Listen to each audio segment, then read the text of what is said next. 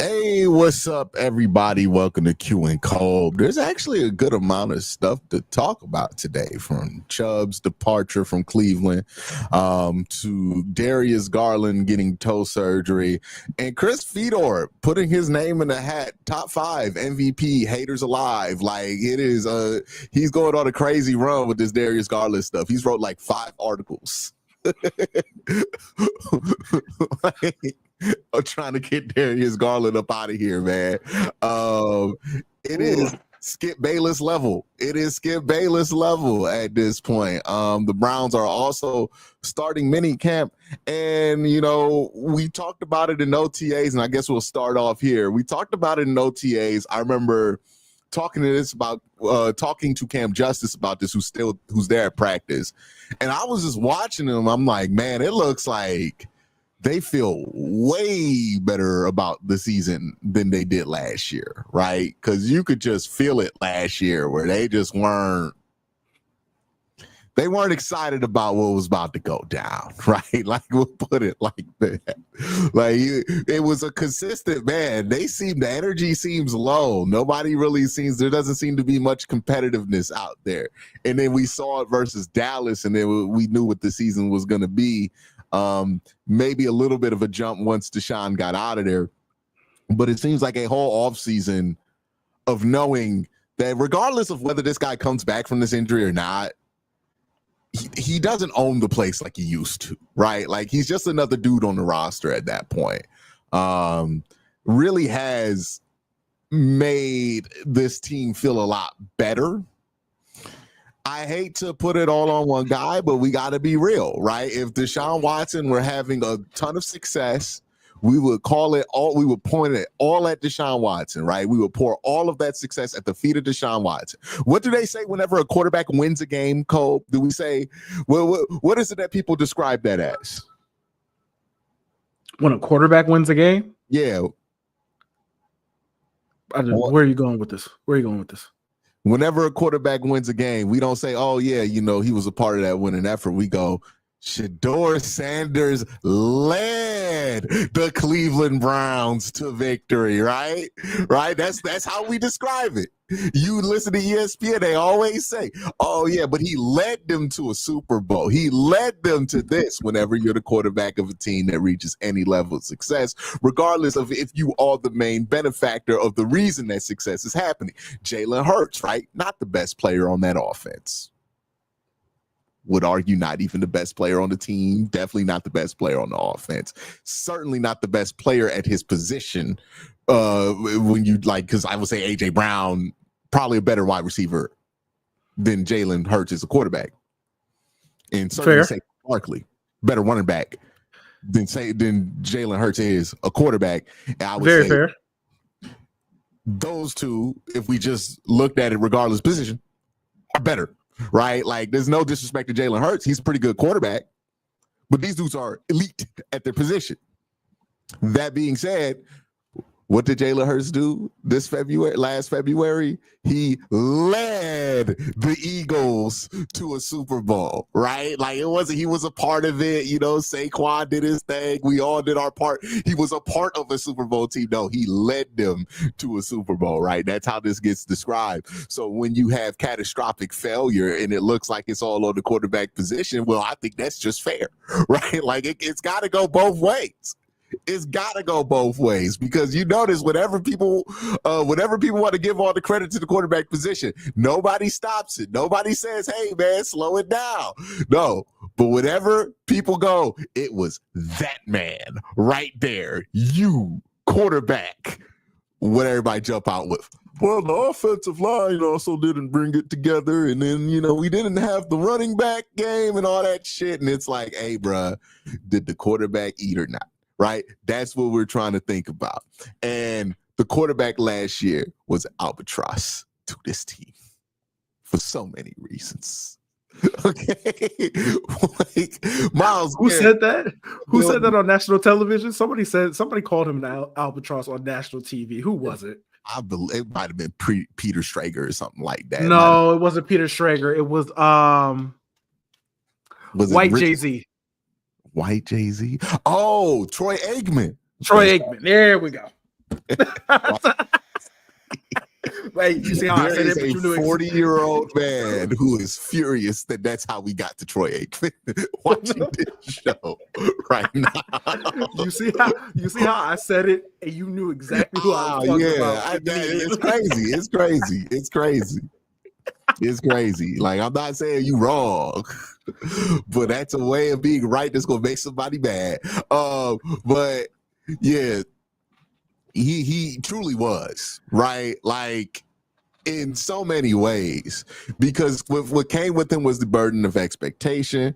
I saw Myles Garrett go in there with the hop, skippity step, right? Like, did you see that video of Myles Garrett walking into the building, high-fiving dudes? He did a little jump in the air. I was like, he happy to have his money and to know that man not here no more. Okay. Well, he's here. You know, he's here. But if you had a boss who got fired and then got a job as a receptionist, that might make it better. Like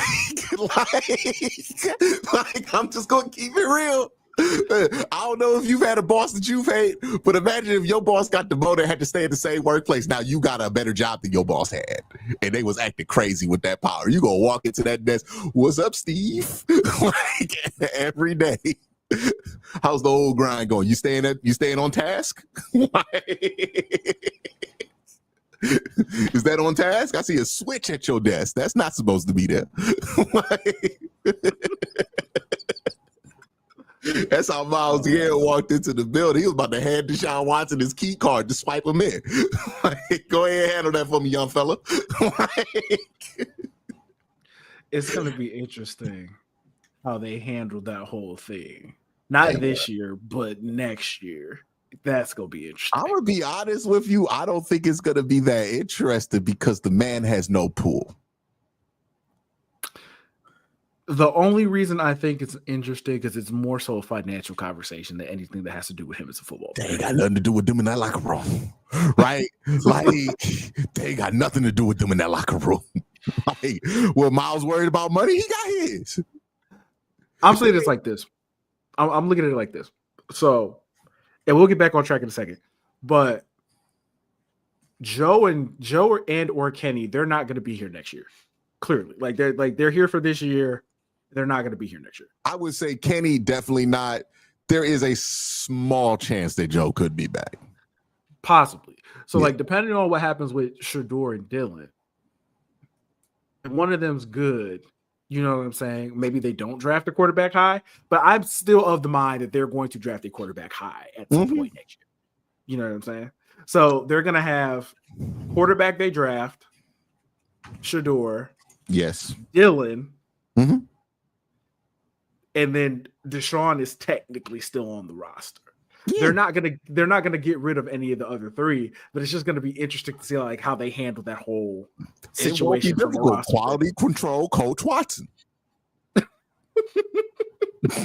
Like, I don't see how this is gonna be difficult. What's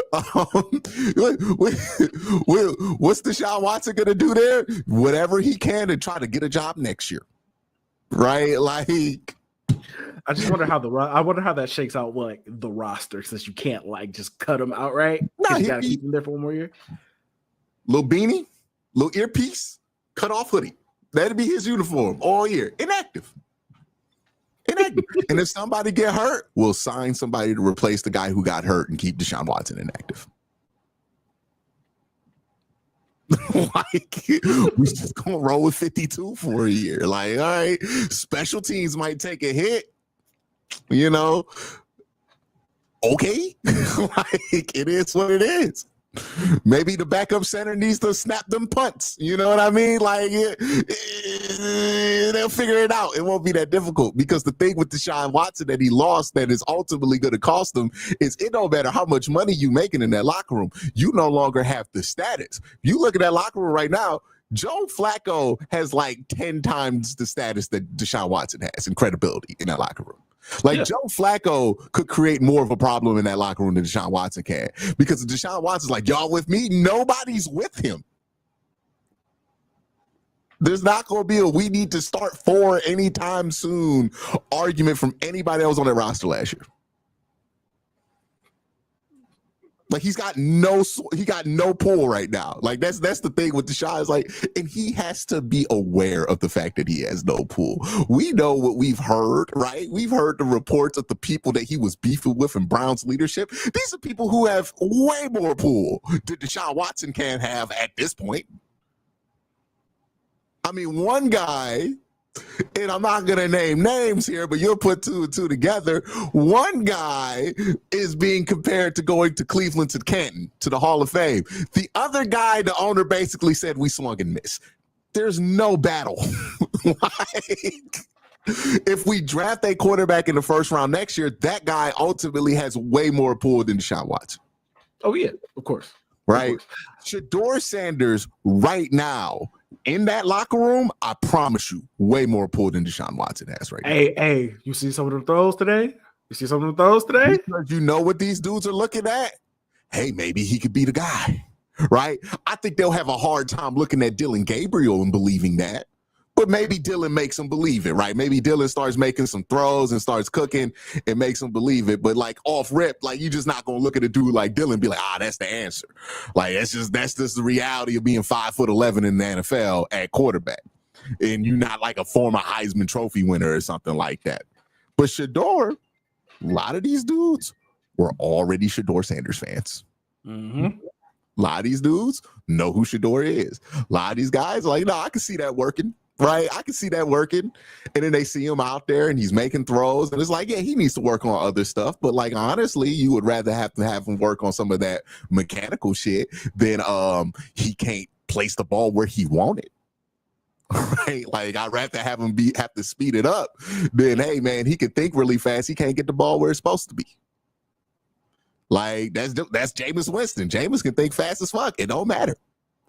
So when it comes to anything that Deshaun Watson is going to bring to the table next year, he's in a position where he has to find ways to offer help, right? Like he has to look like a really good teammate, because if he can't prove that, this will be his last NFL contract once the Browns let him go, because who's going to bring him on if he can't even accept that he's in a spot where he's going to have to be a mentor and a backup?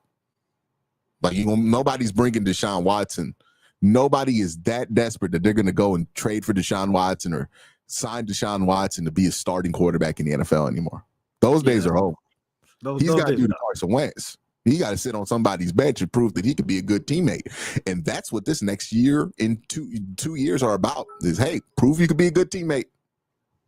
That's really all you can do, right? He basically in football jail. Because even if the Browns don't draft the quarterback, that season is going to be all about either Shador or Dylan Gabriel, right? If the Browns don't draft the quarterback, it's going to be about those two. If the Browns do draft the quarterback, it's about whoever they draft. I hate how my mind works because you said football jail, and I was immediately thinking of like, ooh, where can I take that? I was like, no, let's not. Let's not do that. Let's not make a Gridiron Gang reference. Let's not do it. Let's stop right there. But yeah, he's not a factor, is what I would say in anything going forward. Like he might dress up, he might even get a snap or two in. But does it really matter if Case Keenum get a snap? Like that's really what he is on the roster right now. He's just another fucking dude. Like it really ain't that different than playing Bailey's app. Like, okay, so we can get off the Deshaun thing because that's done. That's over and done with. Yeah, I want to talk about the Browns.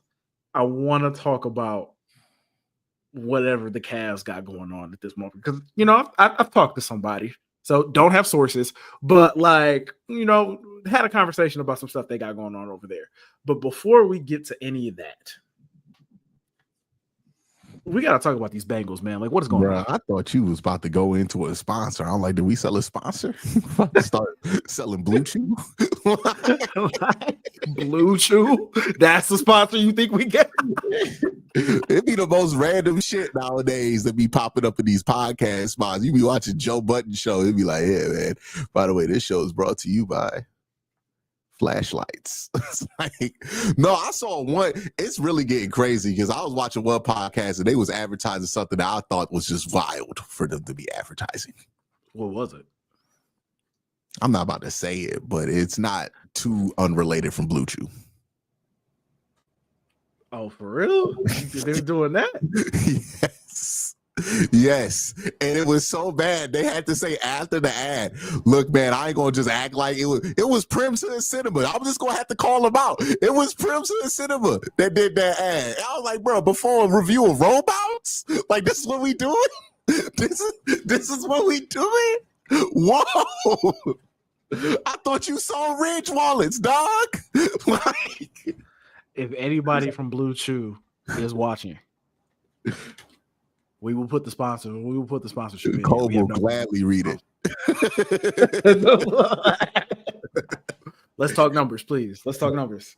But where were we headed before I completely took us off track?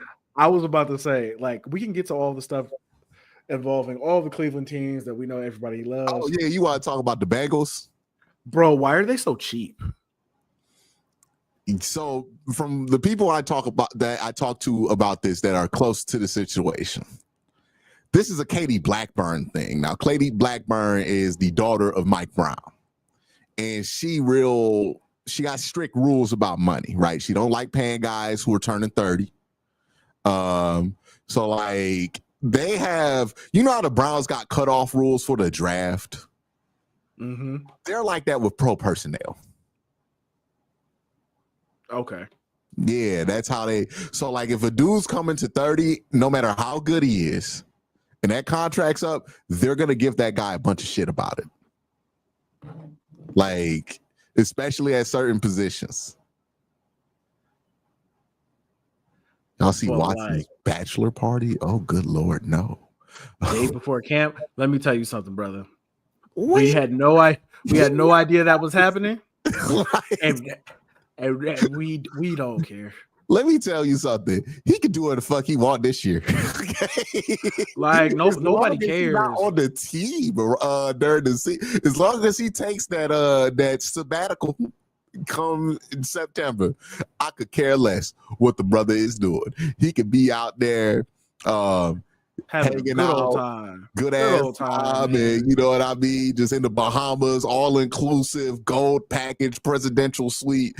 Man, come back 15 pounds heavy. I still ain't gonna give a fuck. God bless, man. God bless. Man. Honestly, it'd be fun if he came back as like fat Deshaun Watson. I'll be like, all right, now we got a new variant. I don't want any new variants. Just, PUP. PUP. We're good. We can go from 2020 to Cleveland Deshaun Watson to what the fuck was that 2024 Deshaun Watson to 2025 up about the barbecue Watson. Like that's what we could go to. Flip flop Watson. I don't want any of them. Just physically unable to perform. That's the only thing that matters. You want Pump Watson?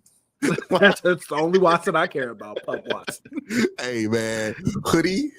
Hat, headset, we good. Good. Good. Hey man, you want to be in the booth? And keep the camera off. The same banner. No, put the camera on. Fuck it. It take the pressure off the offensive coordinator. Deshaun probably recommended that play. He still be finding a way. Just throwing him under the bus.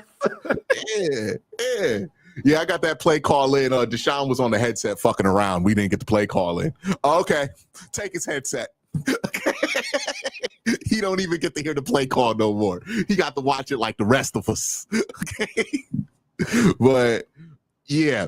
But anyways, we were talking about the Cincinnati Bengals being cheap. Hey, did you see the video I just sent? No. Is it on Twitter or did you? It's on Twitter. I just sent it to you. Okay. Can we put it on here? We can, but then I have to download it. It's a whole thing. You got to download it and stuff like that? Yeah, if Curtis, that's a Curtis thing. We need Curtis to do that. Is Curtis here? I don't know. That made it very easy. Yeah, I'm here. The people in your locker room say you're doing the right things, especially the star players. They just put us that. So, stars in here. I'm not asking names, but stars have said. Ain't gonna get. Hold on. He did not say that. He did not just imply that Joe Burrow and Jamar Chase are like, nah, fuck them, get the bag. No, play it again. What does he say? I know business is business and football is football, but have the veterans said anything? Has there been any reaction at all with your situation? It made it very easy when the people in your locker room say you're doing the right things, especially the star players. It just put us that. So stars in here, I'm not asking names, but stars have said, do what you're doing. Yeah. Bro, they hate her. Yikes. Hate, bro. Yikes. Crazy part is she about to own the team. Yeah. It's gonna get worse. Oh, that's bad, bro. That's because bad. right now, like there have been times where Katie Blackburn has been told, no, you cannot operate like that by her father. That's not going. Mike Brown about to pass them reins, dog. Yeah, it's about to be over with. Yeah, you about to see new levels of cheap. Like corporate levels of cheap. We about to be cheap and we making the product worse. Like, hey man, the long-term ramifications. Bro, they definitely gonna let Joe Burrow play somewhere else when he's 36. I'm telling you, they like he's not gonna end his career as a Bengal. He's gonna be an incredible Los Angeles Ram. Something like that. Curtis be like, that's some bullshit, dog. If we deal with all this Joe Burrow and then he goes straight to the other division, win a Super Bowl. Bro, as long as he don't win one with the Bengals, that's fine with me. He won't. He won't. That ship has sailed. He won't. They don't. They have had a window to maximize, and they have spun that window bullshit. Just pure. I've never seen a team dismantle their own window. Like they operate like a team, like they're in a different league. Like you would think they're up against the second apron. The way that they fucking operate. Like honestly, don't it feel like the Bengals are in a different league? The way that they operate. Like what the fuck are you? You haggling with the goddamn rookie? Like that. I just don't understand. Like you're the only team having this problem finding your first round pick. Bruh, the Bengals definitely that friend that like still owe you money from college. Like why are you trying to void his guarantees? Like why are you trying to find a way to void his guarantee? It's so stupid. It's stupid. Like what are you why are you even trying to do that? He doing all this to fuck me out of $50. Like it ain't even worth it. Like what are you doing? Like you are tarnishing a relationship with this player. I wouldn't be surprised if at some point he like, you know what, just trade me. I don't even care. Jamar Chase walked there like, damn, they starting early. Like, I was 4 years into the league before they started doing this bullshit to me. Nah, son, hold your ground. Hey, what Shamar get on camera and say, you know what? I wish I was in Cleveland because at least they pay their players. It's gonna be so funny. It's like, hey, we might not win as many games, but at least I get paid. Hey, bro, that's how it starts. That's how it starts. It's crazy, like how the Bengals operate, man. They give T. Higgins a could have been records 360 deal. I can't believe that. That's crazy to me. And T. Higgins looked at that deal and said, "Shamar, tell that lady no." Okay, you don't say no now. You're gonna be looking at $16 million a year with nothing guaranteed in 3 years. Like you better set the message now. Okay, like hey, this all I'm saying. This all I'm saying. Bro, Shamar. you out here watching Trey Henderson getting to lead the league in sacks. They still trying to fuck him out of money. Trying to get him to pay it. They trying to get Trey Henderson to play at $16 million. Ridiculous, by the way. Just ridiculous. Bro, what is it? What is wrong with you? Lead the league in sacks, and you telling me to pay for less than 20? He's the one good defensive player you have, and you're like, we'll just punt this year. We'll just punt this year with Jamar Chase. This doesn't even make sense to be this cheap because you're paying so much money for Jamar Chase and Joe Burrow to win a championship in this window. Just to be cheap about some shit that is absolutely necessary You know what this is like? This is like being cheap about a car, but then not wanting to put fucking gasoline in it. It's like you bought a fucking. It's like buying a Bugatti and being like, I don't want to pay for the right gas for it. It's like, no, I don't want to pay the extra $2 a cent for the fucking premium gas. What? Like what? You don't know. By the way, Jimmy Haslam, you have the opportunity to do the funniest shit in the world if you could just get in front of the camera. You got an opportunity to flex on them so bad if you just get in front of the camera real quick. That's crazy, bro. Why are they fucking doing this? Like the Bengals are so strange for doing this. Jimmy could get so much good PR if he just went in front of a camera. It's just like, yeah, I know we got some problems and we're working on it, but everybody's paid and everybody's happy. At least we don't got to worry about those. He should have waited to announce Shador's like signed his rookie deal, and it like made a whole big deal of it. Like, I'm going to sign my rookies and shake their hand and give them a press conference. And be like, this is just a petty bullshit, right? Hey, wait, Quinshawn hasn't signed yet, right?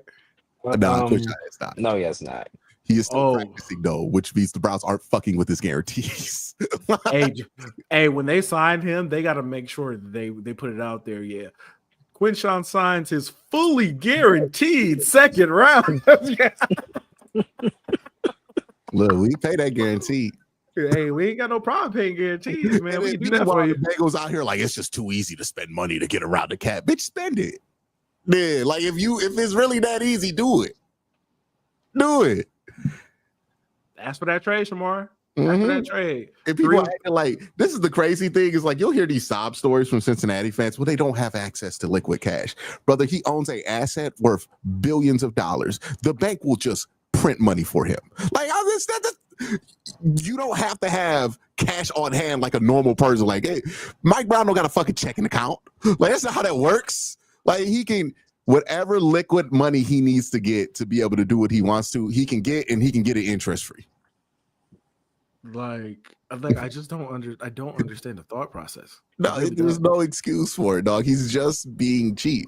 Like they're just being difficult. It's not even cheap because like they're not even running that roster at like a super efficient money. Like they're not efficient with their money. They're just being difficult for no reason. There's no reason at all whatsoever. Like you're just doing this just to do it. Yeah, like dog. You're trying to avoid your fixed guarantees. like what are you doing? Like what are you doing, bro? The Bengals are really like the Activision of the NFL. Hey, somebody in chat said they moving like the Guardians. Hey, no, I can't even say that because what makes the Guardian so frustrating is that the owner actually has a ton of money. Yeah, he's actually one of the richest owners in the sport. Well, here's the thing, too. That's the difference between the Guardians and the Bengals. I don't know if the Guardians, like, if this would be like if the Guardians had Shohei, they re-sign Shohei and decide, fuck it, we not gonna build around him. Like, I'm done spending. That's the thing. They have all the difficult stuff. Like the things that are really hard to find in the NFL. They have a great pass rusher, an amazing quarterback, 2 great wide receivers under contract. They got the difficult stuff done, Cole. Mm-hmm. That's the stuff that takes decades to try to get right. They got it all right there, right now, one roster. They out here fucking around with a guarantee on a rookie contract, man. You know how little Jimmy would be bullshitting right now if he had a all-pro quarterback, 2 all-pro wide receivers, and Myles fucking Garrett. He would be like, dog, spend it. Like, what do you mean? We need to get the young man in camp. He needs to play. Like, what are we fucking around with? Bro, what is it about? Money? That's it. Here, I got that. Like, that's not a scarce resource. Like, what are you talking about? Hey, Jimmy would be giving everybody fucking money. What the fuck are we doing? Like, this is money. Jimmy been sitting here since 2012 trying to get a decent quarterback. You think if he finally get one, he gonna be out here fucking around with the window? Like, what? Hey, don't let Shador be good, by the way. Don't let Hey, Shador bro, be by good. the way, Shador gonna run it. Ooh. Shador, Shador looking at Dak Prescott like that's light work, buddy. Okay. Like light work. Let me be as good as Dak Prescott. I'll run it. Okay. What? You don't think Shador is gonna take a discount for the team that drafted him and took a chance? Scream family discount. Okay. They could be like, Shador, we'll use this extra money to sign Shiloh. Shiloh got a job, brother. Give me that. Okay. Give me the extra $3 million. Okay, what? I failed 5 rounds in the draft. You think I'm giving people fucking discounts? No. What? Y'all got the discount. Okay, me falling in the 5th round was the discount. Like, what? Bro. Went through all that. Did you see the chain that he wore on draft day? I did. Yeah, man. He gonna get 4 of them bitches with the signing bonus he signed if he's good. What? What? Oh man. We are talking about somebody who already owns 2 supercars. Like, what? Oh wait. Oh, who in that family gonna stop him from asking for more? Like, what? That's like, oh yeah, Jay-Z's not gonna ask for too much. Yeah, his family lives by the mottos of Jay-Z. What? Yeah. oh man. Shador gonna run it up. He gonna run it up, and guess what? Feet on the table while he running it up too. He gonna be like, all that shit y'all didn't let me get away with during the draft process. How it feel now? Drop the money on the table, Jimmy. Okay. What? Since we're already talking about him. That's crazy. Minicamp was today. You all saw the clips. You all saw the clips of the quarterbacks, except Joe, because Joe didn't get any reps today. By the way, told y'all that was going to happen. Where people were like, how are they going to split these reps? I'm like, they don't need to see Joe practice. They know what Joe can do. Joe is 65. They don't need him to practice anymore. They don't want him to practice. It'll fuck up his arthritis. Like, come on, man. We know what Joe can do. Like, you saw the clips. I'm just gonna say something. I tweeted it, so I'm gonna say it here. I don't see how Kenny is on the roster when training camp starts. I just don't think he's going to be here. When training camp starts? Yeah, like when we get to real camp. Oh, you think they trade him before that? Yeah, because at that point, like, you can't have 4 QBs here. Like, somebody's got to go before camp. They're playing 2 joint practices. So I think they will keep 4 during camp. Because they're going to wait? I think they'll wait and see if somebody wants to do something. Because you don't want Shador and Dillon getting like 30 reps apiece in joint practices. Like Joe ain't taking no fucking reps. I was about to say, yeah, Joe's probably not going. He's not going. So you need Kenny in there to eat some of them reps. So no, I think Kenny would be here until the end of camp. He might even make the initial 53, and then they'll do something. Right? Yeah, I can't see him being here. I think they're looking to see, like, hey, if we can't trade him, if nobody wants to trade him, can we just put him on the practice squad?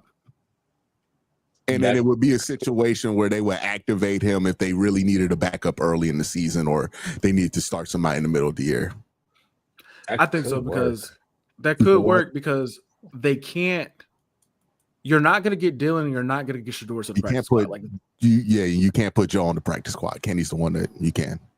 Yeah, like all 3 of them are going to get claimed or something if you do that. Like, Joe can't be on the practice squad.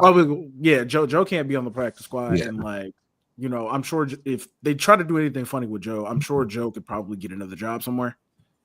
So they just used all his practice squad eligibility his last time in Cleveland. Okay, yeah. So Kenny's the one where, man, I feel like he's the odd man out. They could keep 4. Like, I don't think it's the most crazy thing. They're not trying to optimize this roster to be like the greatest team on earth this year. So, like, if it benefits them long term to keep 4, I could see them doing that. But yeah, I think Kenny's either gonna get traded, swapped, or put on the practice squad. Because I do think early in the season they want to have him accessible so that if Joe gets hurt in like week 2, instead of throwing a rookie out there, they can sacrifice Kenny Pickett instead. like, you know. I just don't think he's better than either of the rookies. Like, I don't. We'll see in camp. We'll see in camp for sure. I think these quarterbacks are going to eventually separate themselves into 2 different tiers because Joe Flacco and Shador Sanders are more willing to try intermediate throws than Kenny Pickett and Dylan Gabriel are. And as much as the Browns tell themselves we want a quarterback who's not going to turn the ball over, be risky, this offense always looks like dog dookie whenever a quarterback is afraid to go downfield. So it's going to look better with Joe in game, with Shador in game, because they're both going to be willing to push it downfield. The question is, like, was he not been willing to push it downfield? Was that more of a Dan Lanning thing? Or was that just how Dylan likes to play football? Because there's evidence to suggest that Dylan would like to push it downfield more. Or can he even push it downfield with his physical limitations? And then with Kenny, I got very little faith he's going to use the middle of the field because he has 4 years of tape of not using. He really does. I don't think it's going to change now. Yeah. So, either way, Jerry Jeudy, 150 targets. They're coming your way. Yes, sir. Yes, sir. Easy 150 coming his way. Unless Jamari Thrash starts stealing some. Nah, Jamari, look, Jerry's going to get 150 no matter what happens. Jamari is stealing targets from Cedric Tillman or, whoever it is they think. Like, there's like, Cedric's probably going to get 100, but if Jamari start eating, then they're going to split both. Between him and Deontay, probably. If Deontay makes the fucking team. He'll probably make it. I'm just going to put it out there. I don't think he's going to make the team. Ooh. Nothing about this makes me feel like he's going to make the team.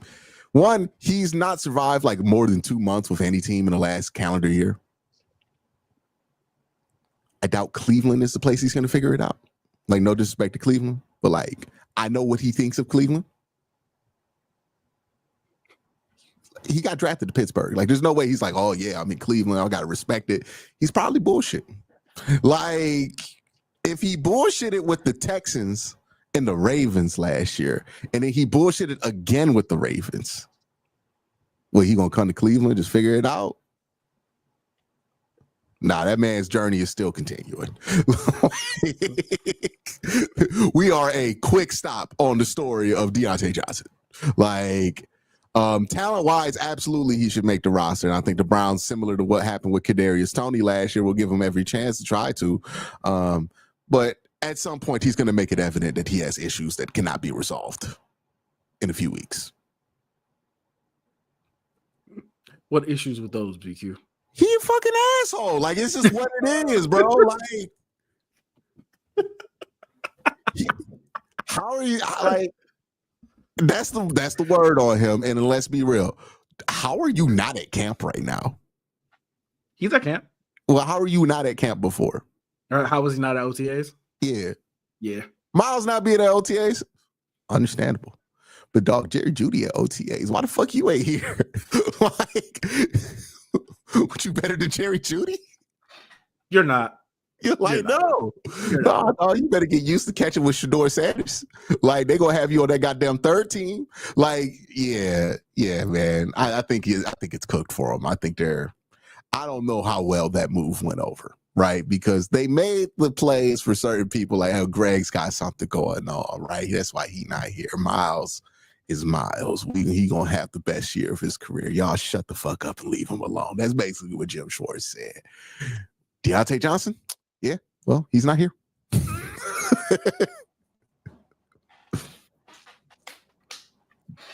That doesn't sound like a player to me that like understands he needs this opportunity and is gonna make the best of it, Cole. Like if you had a homeboy you was given a final job to, and his problem been he ain't never on time to work, and in the first 2 orientations he late. What the fuck you think about to happen day 1 of work? You already think like, I'm gonna have to fire my dog. Yeah. He's gonna be late. He's gonna be late. Like there is nothing to suggest that this man has had a change of behavior. He just got cut from the Baltimore Ravens. He can get open though. And they are a legitimate Super Bowl contender. He couldn't figure that out. You know how desperate they were to figure it out last year? I was about to say they need receiver, like need receiver. They said, fuck it, we'll sign DeAndre Hopkins. Like, hey dog. Look, we got to realize where we are on the totem pole of this relative to how somebody in the NFL sees this. When Kadarius Toney ended up being on Kansas City and then ended up on the Browns, you know what Kadarius Toney is thinking? How far have I fallen? I was on the Kansas City Chiefs and now I'm on the Browns. Now, that's not how we feel about the team, right? But that's certainly how Kadarius feels. Man. You DeAndre Hopkins, you DeAndre Johnson. I mean, Deontay Johnson, you done ping-ponged all around the league, and now you on the Browns. The Browns. I bet he thinks to himself every day, I cannot believe I'm on the Browns. He thought he was going to get paid in Pittsburgh. You should know better than that. And now he on the Browns. And you know he got friends from Pittsburgh that remind him he on the Browns. Bro, that man not about to figure it out here. What? He got a better chance playing spring ball and that giving him the kick in the ass he need. He in the middle of whatever going on. That journey is not over. I'd be shocked if it was. Now, it happened for Devin Bush, but then it didn't, right? Then it stopped happening for Devin Bush. So we'll see. We'll see. I highly doubt that man's going to be in a position to make this team. Hey, good news for Jamari Thrash. It is what it is. Hey, look, Jamari Thrash seeing the opportunity when it's there. I'll take that rep. Oh, Cedric, get tired? I got this one. No, stay there. Hey, he had a hell of a catch. Dylan today too. He be catching with all the quarterbacks, dog. That's how I know he just be taking reps. Like it'd be personnel groups out there practice. He ain't even a part of that group. He just go in the line anyways. I think I'm gonna get me a rep. I respect it. I respect it. The man sees opportunity. On one hand, Deontay Johnson saw that same spot and was like, nah, I'll be somewhere else. Jamari Thrash said, oh, I will take those reps most certainly. Only person got nothing bad to say about Deontay Johnson right now is Jamari Thrash. He's like, yeah, man, take care of whatever you got to take care of, homie. I got you. I'm going to keep it warm for you. I'm taking that shit, dog. What you mean? Like, what? Bro, what? Team that need receivers and you ain't here? He's disrespectful as hell. He think he just gonna wash me? Like, that's crazy. You gonna give me 3 weeks? You think you just gonna wash me? That's nuts, dog. That's insane. Like you gave a man a 3-week head start at your position, and you just think you just about to show up and just wash him in a week. I bet Jamari Thrash has something to say about that, man. Like, yeah, Deontay Johnson. I don't know how we got to Deontay, but Deontay, I have no hope he's going to be on this team come time to actually play football. It's feeling real Dwayne Bowe. I don't know about you, Curtis, but to me, it's feeling real Dwayne Bowe right now. Blast from the past, Dwayne Bowe. Don't this feel money Bowe to you? I don't know. I have to see, honestly. I don't think he'll be that big of a headache, but if he does end up turning out that way, I'm like, I mean, it is what it is. Brother, he's the dude they decided we don't want to deal with you. We'd rather deal with George Pickens instead.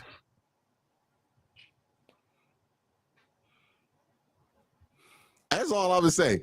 Before they got tired of George Pickens, they didn't just get rid of him. They banished this motherfucker to the Panthers on what I can only describe as a here, take him deal.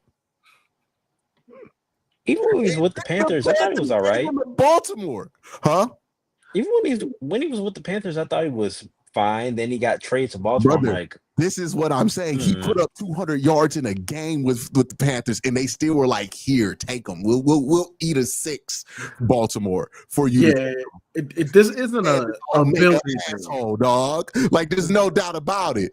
How many wide receivers did Houston have hurt, and they refused to give him any plays? Yeah, this isn't an ability thing. Like, this isn't about what he can do on the field. This is a personality thing. Bro, he's got to be the biggest jerk of all time in that locker room because nobody out here vouching for that. Lamar Jackson has vouched for Antonio Brown before, and he not out there like, yeah, man, we need to give this dude another shot. Dog, he's only 28, bro. He's only 28. Like, he's not even old. He's been on 4 teams in the last 365 days. Dog, he's only. I gotta see what was going on. No, I see what Andrew Berry sees. I see what Curtis is hoping for. I'm just looking at this and saying to myself, "There's no shot this dude has it together." Someone said Kenny Britt. It's oof.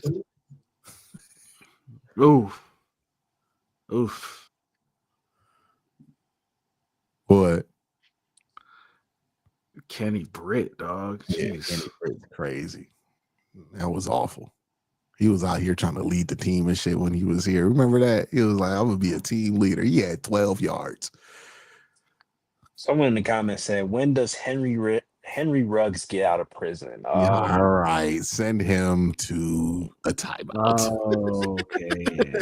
10 minutes. Okay. Yeah, we put you in timeout for that. That was wild.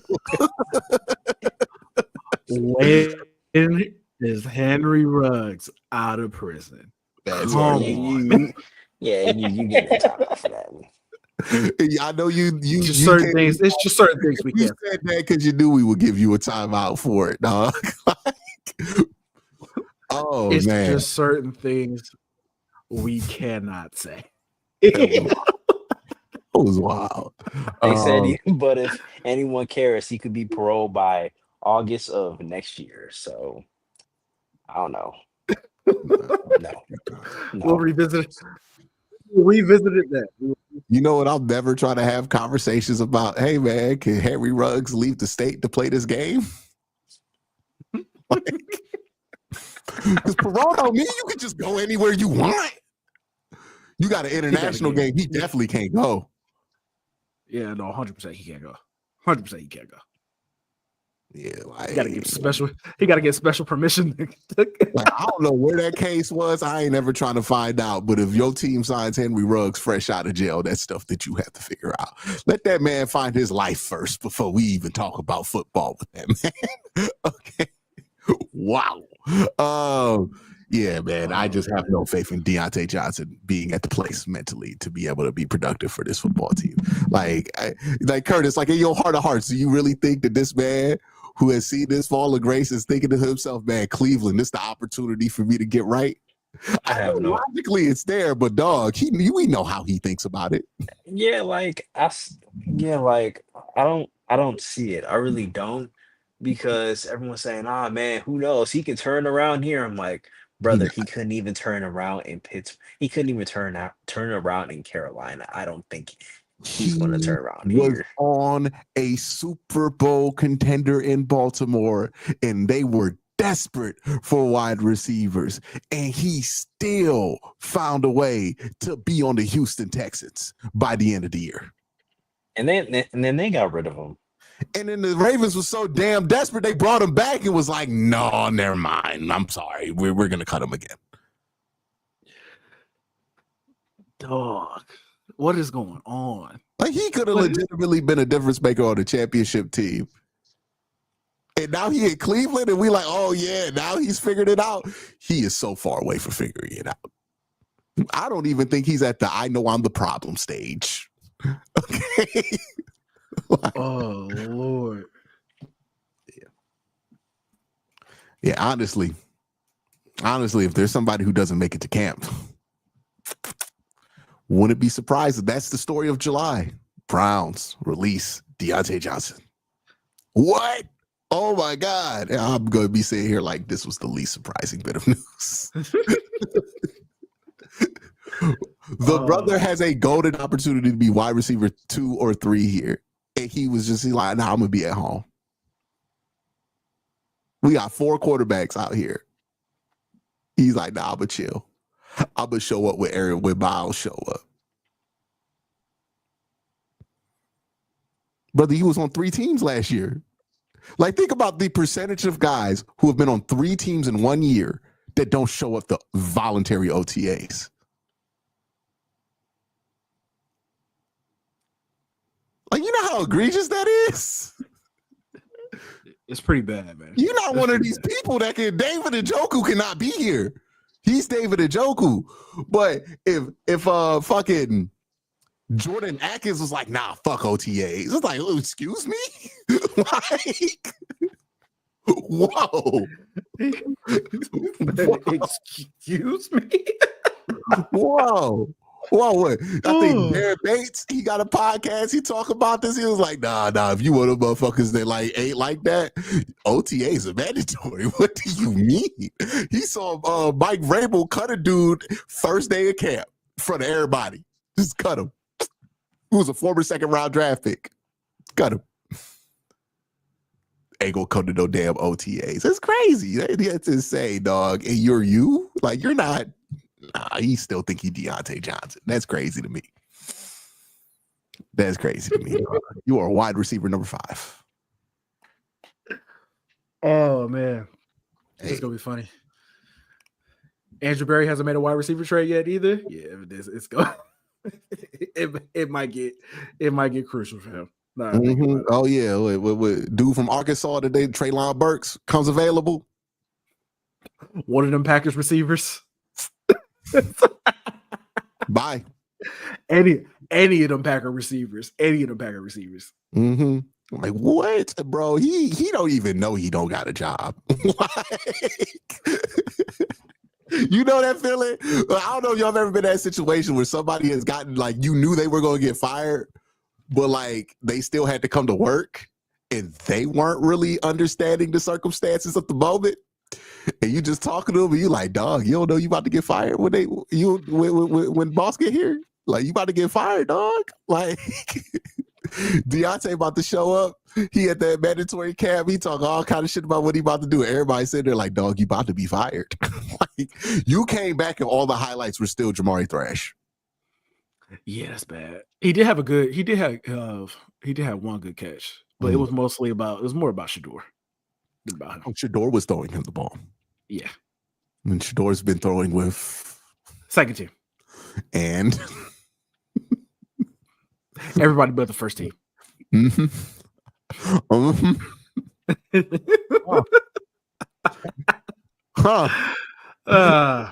Man, that's interesting.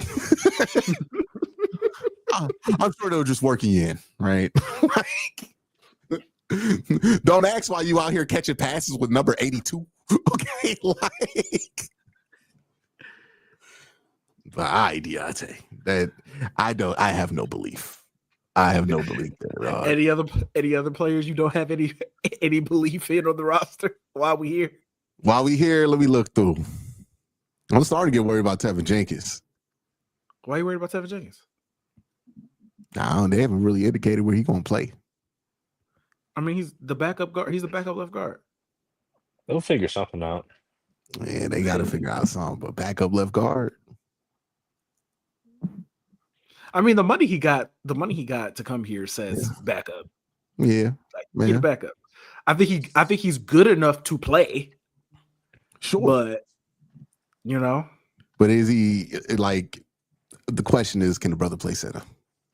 Right, he's got to be able to play another position. You want to be on that bench because you're not about to just keep a backup guard. I mean, can he technically play left tackle? Technically, got to find out, right? And that's what I'm saying. We ain't even finding that out.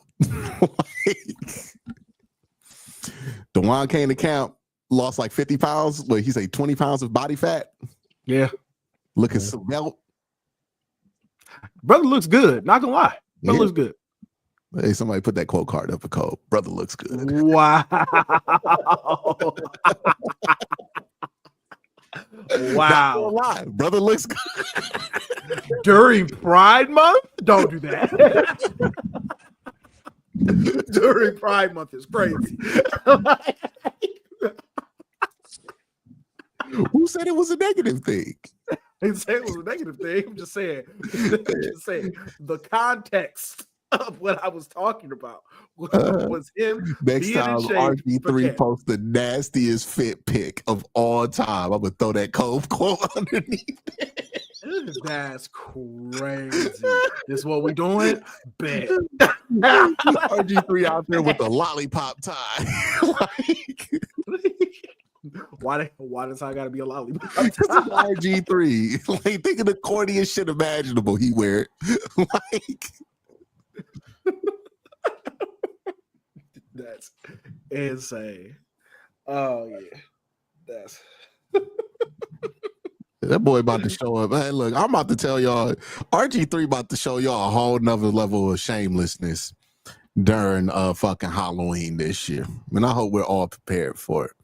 Because when that brother dress up like a milkman and then put his wife in a bottle of milk costume, I've already mentally prepared myself not to react. Because you know that man about to do that shit. And he gonna tag Ryan Clark.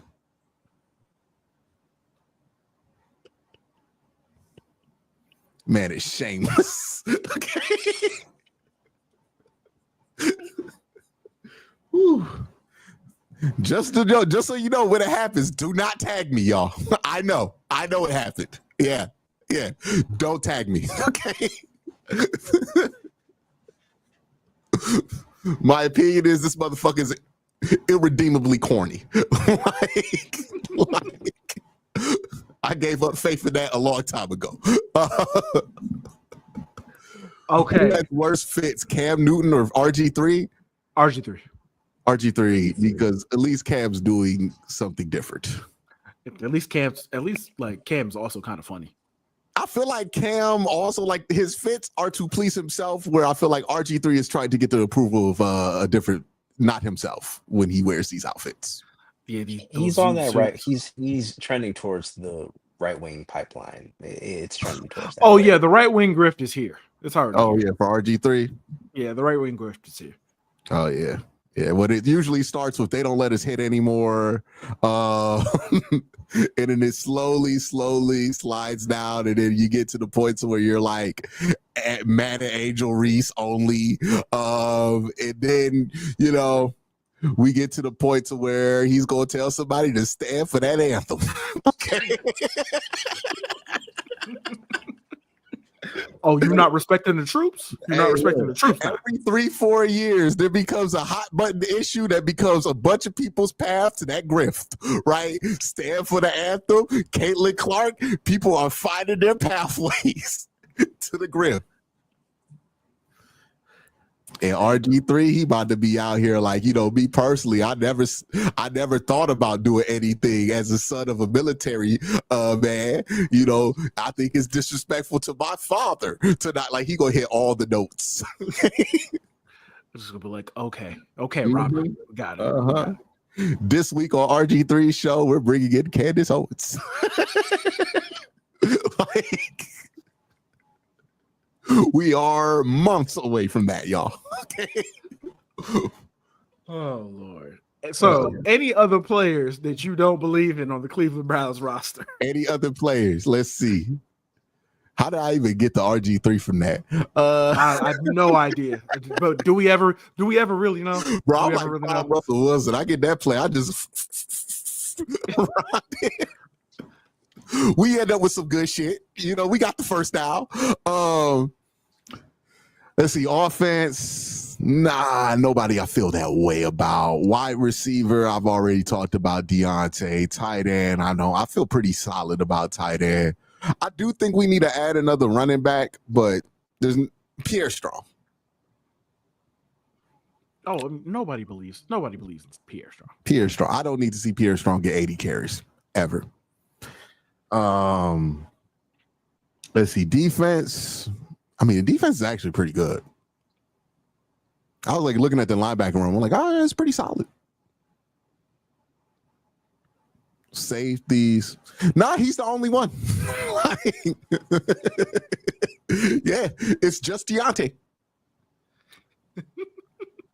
And that's why he's going to be gone. Like, literally just Deontay. Yeah, it's just him. It's just him. We'll see if he even gets to the part of camp where he's on the like fucking exercise bike all the time. Like, oh man, I'm trying to think if there's anybody I do believe here that we're not thinking about. I would say we talked about quarterback. You want to talk about Harold? I mean, everybody believes in Harold at this point. He played at Bowling Green. Everybody knew about Harold. Everybody believes in Harold. Let's be honest. Does Curtis believe in Harold? No. I don't even know. Yeah, make sure he said that immediately. He was like, hell yeah. Like, what you talking about? Yeah. No hesitation. Real belief. Okay, Curtis. All right. And how's Jalen Milroe looking? I haven't heard anything What's his yet. OTA stats like? You know? I haven't heard anything yet, honestly. They start practice today, but I don't know what time though. They're on the West Coast. So I'm glad the Browns at least had enough sense not to get Jalen Milroe and Shador in the same camp, because that would just be nasty. Listen, man, that would have been Timeline would have been disgusting. The most entertaining camp of all time. That would have been disgusting. Bama fans versus Colorado fans all camp and into the season. Oh, Same level of dedication. Oh, same level of entitlement. And then you got that section of Browns Twitter that's upset that we got rid of one of Joe or Kenny to get Shador and Jalen. I want to see who's going to be bold enough to crash out over Kenny Pickett being cut. So apparently it might not be Kenny who gets cut. What, you think it'd be Joe? Somebody who I will not name messaging me and saying because I said I think it's gonna be Joe, Dylan, and Shador, and somebody messaged me and said wrong vet gets cut. I will say this. I don't believe nothing they trying to tell me, dog. If they keep trying to sell me Kenny Pickett, I'm like, you're definitely trying to fucking trade him. You can't fool me. I can't see it, bro. I can't see them. I can't see them cutting Joe to keep Kenny, bro. I can't. I was listening to an interview that Andrew Berry did with the Jaguars GM. They were talking on a podcast together. You know, when they started thinking about this deal at the fucking owners meeting. Man, what did we start hearing at the owners meeting? Right around that time. Right around that time. Boy, what do we start hearing? What do we start hearing? Oh, AB is a sicko, man. AB is a sicko. That's a sick man, dog. That's a sick man. Dude. That man would squeeze the value out of anything. Yes, immediately. Because the dude was talking. I'm like, he don't even realize what happened. AB on the podcast, walking him through the steps. And I'm like, brother, he telling you how it happened. Like, yeah, the owners meetings when we first really got in contact about this, and we got word that, Travis and all of that. I'm like, really? 2 hours later, Andrew Berry on the podcast talking about he's like Shohei. Look at his stats compared to Charles Woods. You can't just keep. I'm like, he is selling him. I had two different people message me when he started saying that Shohei stuff. Mm-hmm. That said, the word around the league was it's so weird that he's talking about him like this. Mm-hmm. And we all noticed, like, it's like really weird that he's talking about and who he get. He got the newest dude in the game.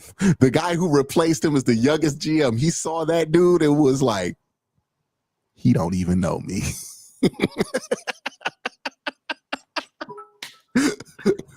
Sick man. That is a sick man. Hey, I would argue you need that kind of sickness to be a GM in the NFL. That was some Howie Roseman shit right there. I'm like, oh, that's some gamesmanship, dog.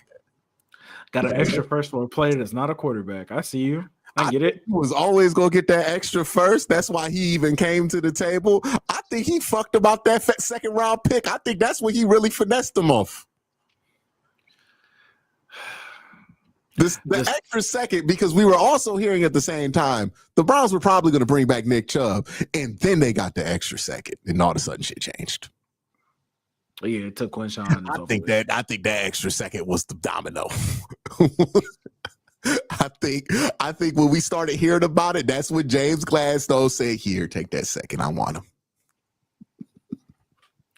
Listen, that's exactly when that happened. Like, we need Mason, Quinshawn, and whoever they draft in the first next year with that pick. We need them to all be very good. I think Mason gonna be good. I think Quinshawn gonna be good too. The more I look at Quinshawn, I'm like, well, he's gonna at least be solid for like 4 or 5 years. Because like that dude just looks like an NFL running back already. Mm-hmm. And you hear Joe Flacco roasting him, he was like, your voice don't match your face. It's like, what? He said, your voice don't match your body. Hey man, I think it's just so bad for the locker room if they cut Joe, because I feel like the locker room genuinely fucks with Joe. That's why I don't think they go and cut him. Like, I think they desperately try to get rid of Kenny Pickett. Like, I feel like the locker room's like, nah, we fuck with Joe. Like, he needs to Joe's our guy. like, he always talking to Shador and Dylan. Like, he always like kicking it with them. I'm just like, man, this feels like the thing, how it's supposed to go. Nah, Joe's just like so comfortable being the 40-year-old like around all these kids. They're like, oh yeah, Joe, you want to do this dance? No. He was like, I don't think I've ever done a dance public. Like, have you ever seen me dance? You know, he's just good to have, like, for team morale. He's like a nice mascot, really. Like, you know, we'll see how they feel once he starts throwing interceptions, but that's a long ways away. But yeah, what were we on? That's too. It is. As long as he's throwing touchdowns too, it is what it is. Oh no, he's gonna start throwing touchdowns. People gonna be excited. I'm just saying, like, you know, I was talking to my dad about this. He was like, I think we should play Shador first and then have Joe as the backup. And I'm like, nah, you need to let Joe burn out.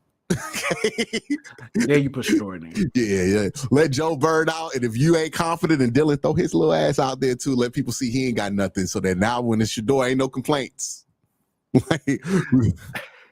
Hey, you want me to tell you what Kai said? What? He was like the Browns. He's like, the Browns are actually like playing the Shador thing, right? Because we in the chat, right? And like a couple people in the chat, they like real big Shador fans. Uh-huh. And they be like messaging me. Yeah. Mm-hmm. And like they would be messaging me in the chat, just like Colb, he gonna start, man. He gonna start. You be talking to us about Dylan and Joe and all this. He gonna start, man. He gonna start. And then Kai was like, and then one of them was like, man, I'm mad that he not getting any reps with the first team yet. Like, when he go get the first team reps, man? Like, when Kai was the voice of reason, like, hey, bro, you don't want him in there until week 7. What I kept telling him was like, hey, bro, like, he was a 5th round pick. I think everybody thinks he's talented. Like, everybody thinks that he's not a normal 5th round pick at this point. I'm pretty sure. But like, they playing it the right way. Kai was like, no, they playing it the right way. Like, you can't just throw him out there. It's like you want him to work his way up into getting the reps and, you know, potentially being a guy. Because what you don't want to do is you don't want to throw him out there and he's not ready and he crash and burn, because that's bad for business.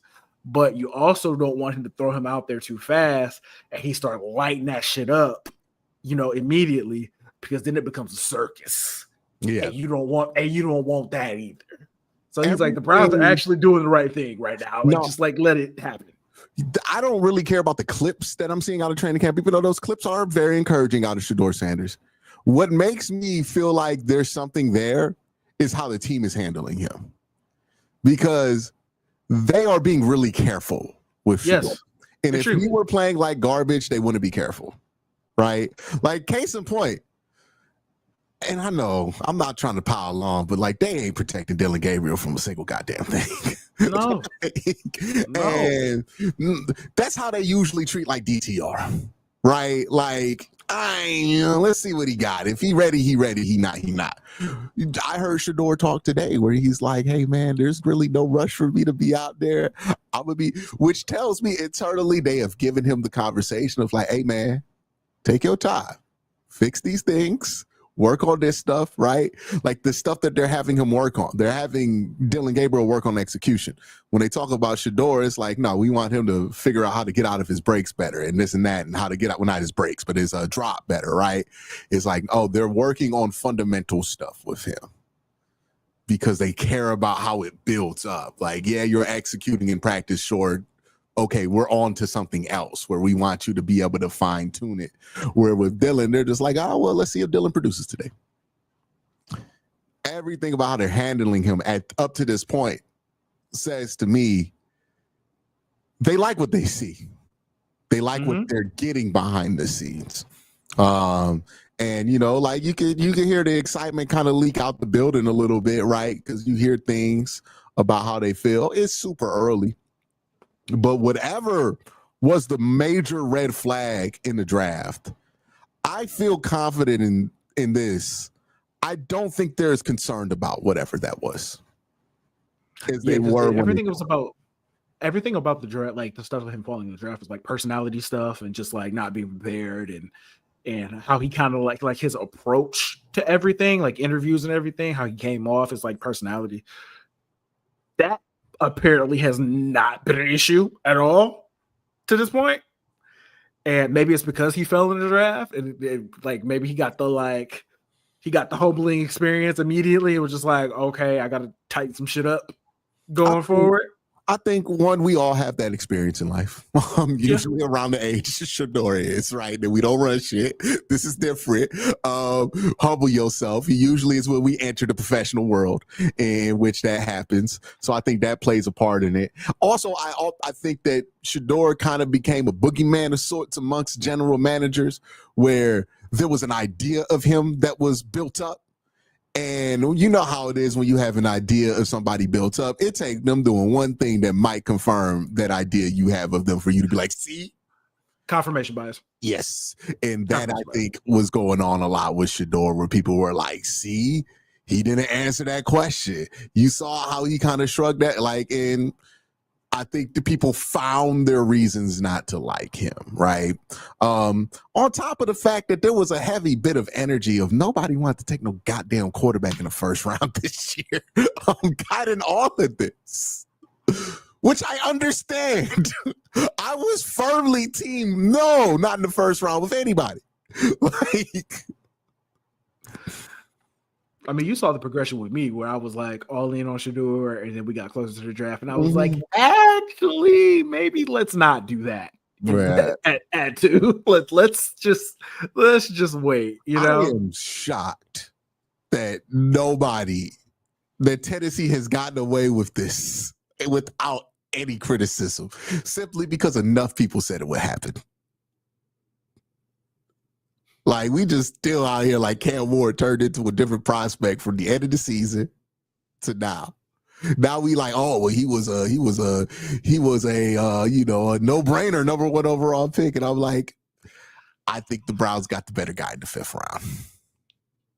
Listen, man, everybody was saying they thought Shador was the better quarterback last year.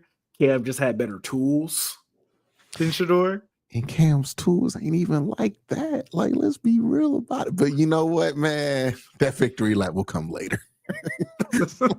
Me and Curtis will be on that victory lap promptly. Now, if there are any moments of victory for Cam Ward, expect Colb hating ass to be reminding me that Cam Ward playing well. Like he gonna do that, no doubt. Oh, he yeah. will. Oh, He yeah. gonna send me text like that. That's the thing about Colb, y'all don't understand. He sends me text because he know I don't be on Twitter. Like, Yeah, at you don't work. I need you to see this. yeah, no, he sends me text. I'm like, what did he text me these Bo Nick stats for? Like, why did you drop that in the group text? Like, what you on right now, man? Like that's what your ass get for hating. That's what your ass get for hating. It's a shame. It's a shame. Is it a shame? It's a shame. It's a shame. It's a shame, dog. But yeah, man. We'll see. We'll see if Cam's the truth, as Dragon says. But I don't see what you motherfuckers see. Like, I don't mean it's not there. So That bad. don't mean it's not there. It might, yeah, it might just be one of them things where I got the ick, couldn't see it. I doubt it, man. Like, there are quarterbacks I'm wrong about, and then there are dudes like Cam where I'm like, yeah, nah, usually when Corey goes off on this shit, he's right. Like, Corey can't stand Cam. hey, man, name me the quarterback he couldn't stand that's like great. I have to think. He was like this about Zach Wilson. He was like that about Zach Wilson. Mm-hmm. Like, He was. Hey, one thing I will say about Corey though, he was like all in on if I take any guy in this draft, I'm taking Shador. I gotta check back in with him. Yeah, we do got to check back in with Corey. He was all in on that. He's like, Yeah, if I draft anybody, I'm taking Shador. Yeah, it's. I'm just surprised we have not evaluated whether Cam Ward was worth the number 1 overall pick yet, because man, that's one of the most questionable number 1 overall selections in the last 10 years. I mean, I feel like Travis should have went 1, but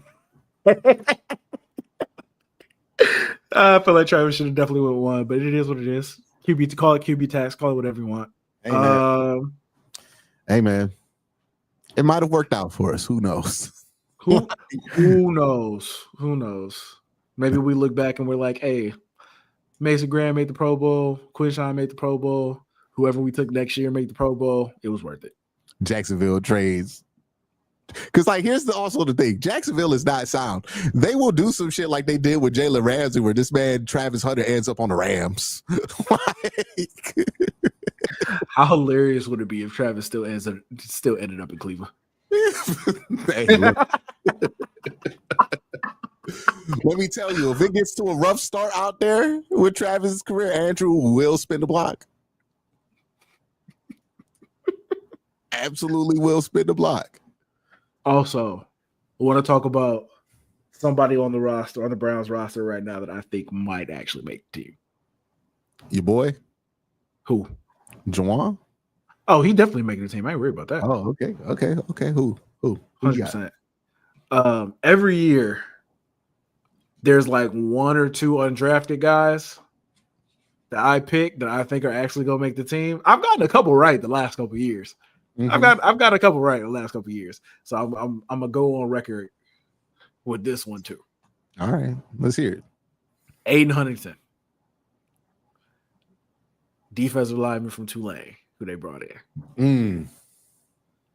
Oh, and yeah, I this guy was tweeting about his RAS score. I was like looking at him. I was like, hey man, every time they post these clips, he be doing stuff.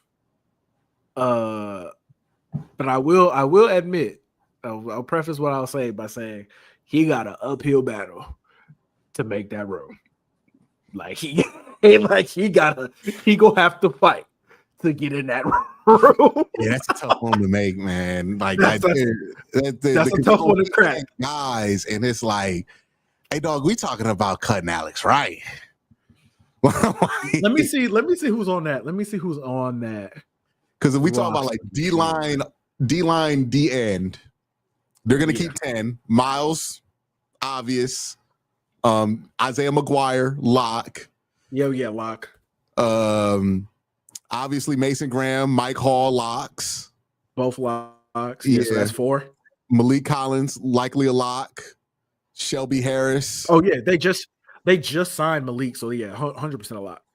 Yeah, Shelby Harris. That's already 4 DTs. They're probably going to keep Juwan because he's the one tech that they have. Yeah, so that's so 5. Now we have 6 DTs. We got 2 more for edges. Obo, maybe. Joe Tryon, he probably going to make the roster. Ugh. It's going to be hard, man. It's going to be hard. Like they might keep more defensive linemen this year, but if they keep 10 like they have the last 4 years, it's a tough room to crack, man.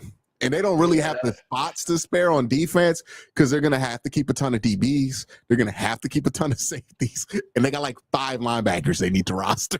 So I don't know where they go trim.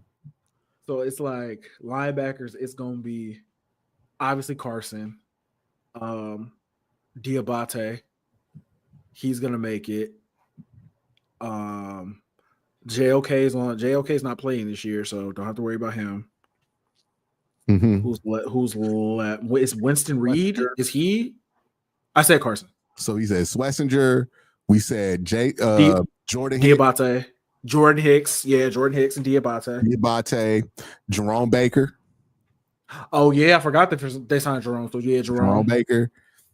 We'll see what they do with Devin Bush, Bookie Watson, 4th round pick last year. Oh yeah, I forgot about him. Yeah, and then didn't Winston Reed? Wasn't he on the 53? Yeah, he plays. So they're gonna have to cut one of them. Ooh, and that's without JOK. Yeah, that's without JOK. Yeah, do you think they did linebacker room full? Do you think they cut Hicks because he's the oldest? Or you think they need to keep him there like veteran leadership and all that? It depends on how good Schlesinger is. If Sweats is ready week 1, then probably you cut Hicks because Sweats can carry, pole run, and that's what you would want him to do. But even then, I would probably want to keep Hicks. That's tough. I kind of feel the same way about Shelby Harris. Yeah. I kind of feel the same way about Shelby Harris on the defensive line because I'm like, hey, I wonder if they try to go younger there. I'm gonna need that for the young fella. We got 5th pick. Is it Malik? Would Malik be the vet? Yeah, but Shelby's like Malik Collins is here not because he's a veteran, but because we think he could be productive. Shelby Harris is also productive, but Shelby Harris is also like a vet. You know, like he gonna do all the vet stuff. He gonna pull young fella aside and teach him all them tricks, right? How to get those balls, how to tip passes at the line of scrimmage, how to fill those gaps. Like I think he's gonna be really useful with the small stuff.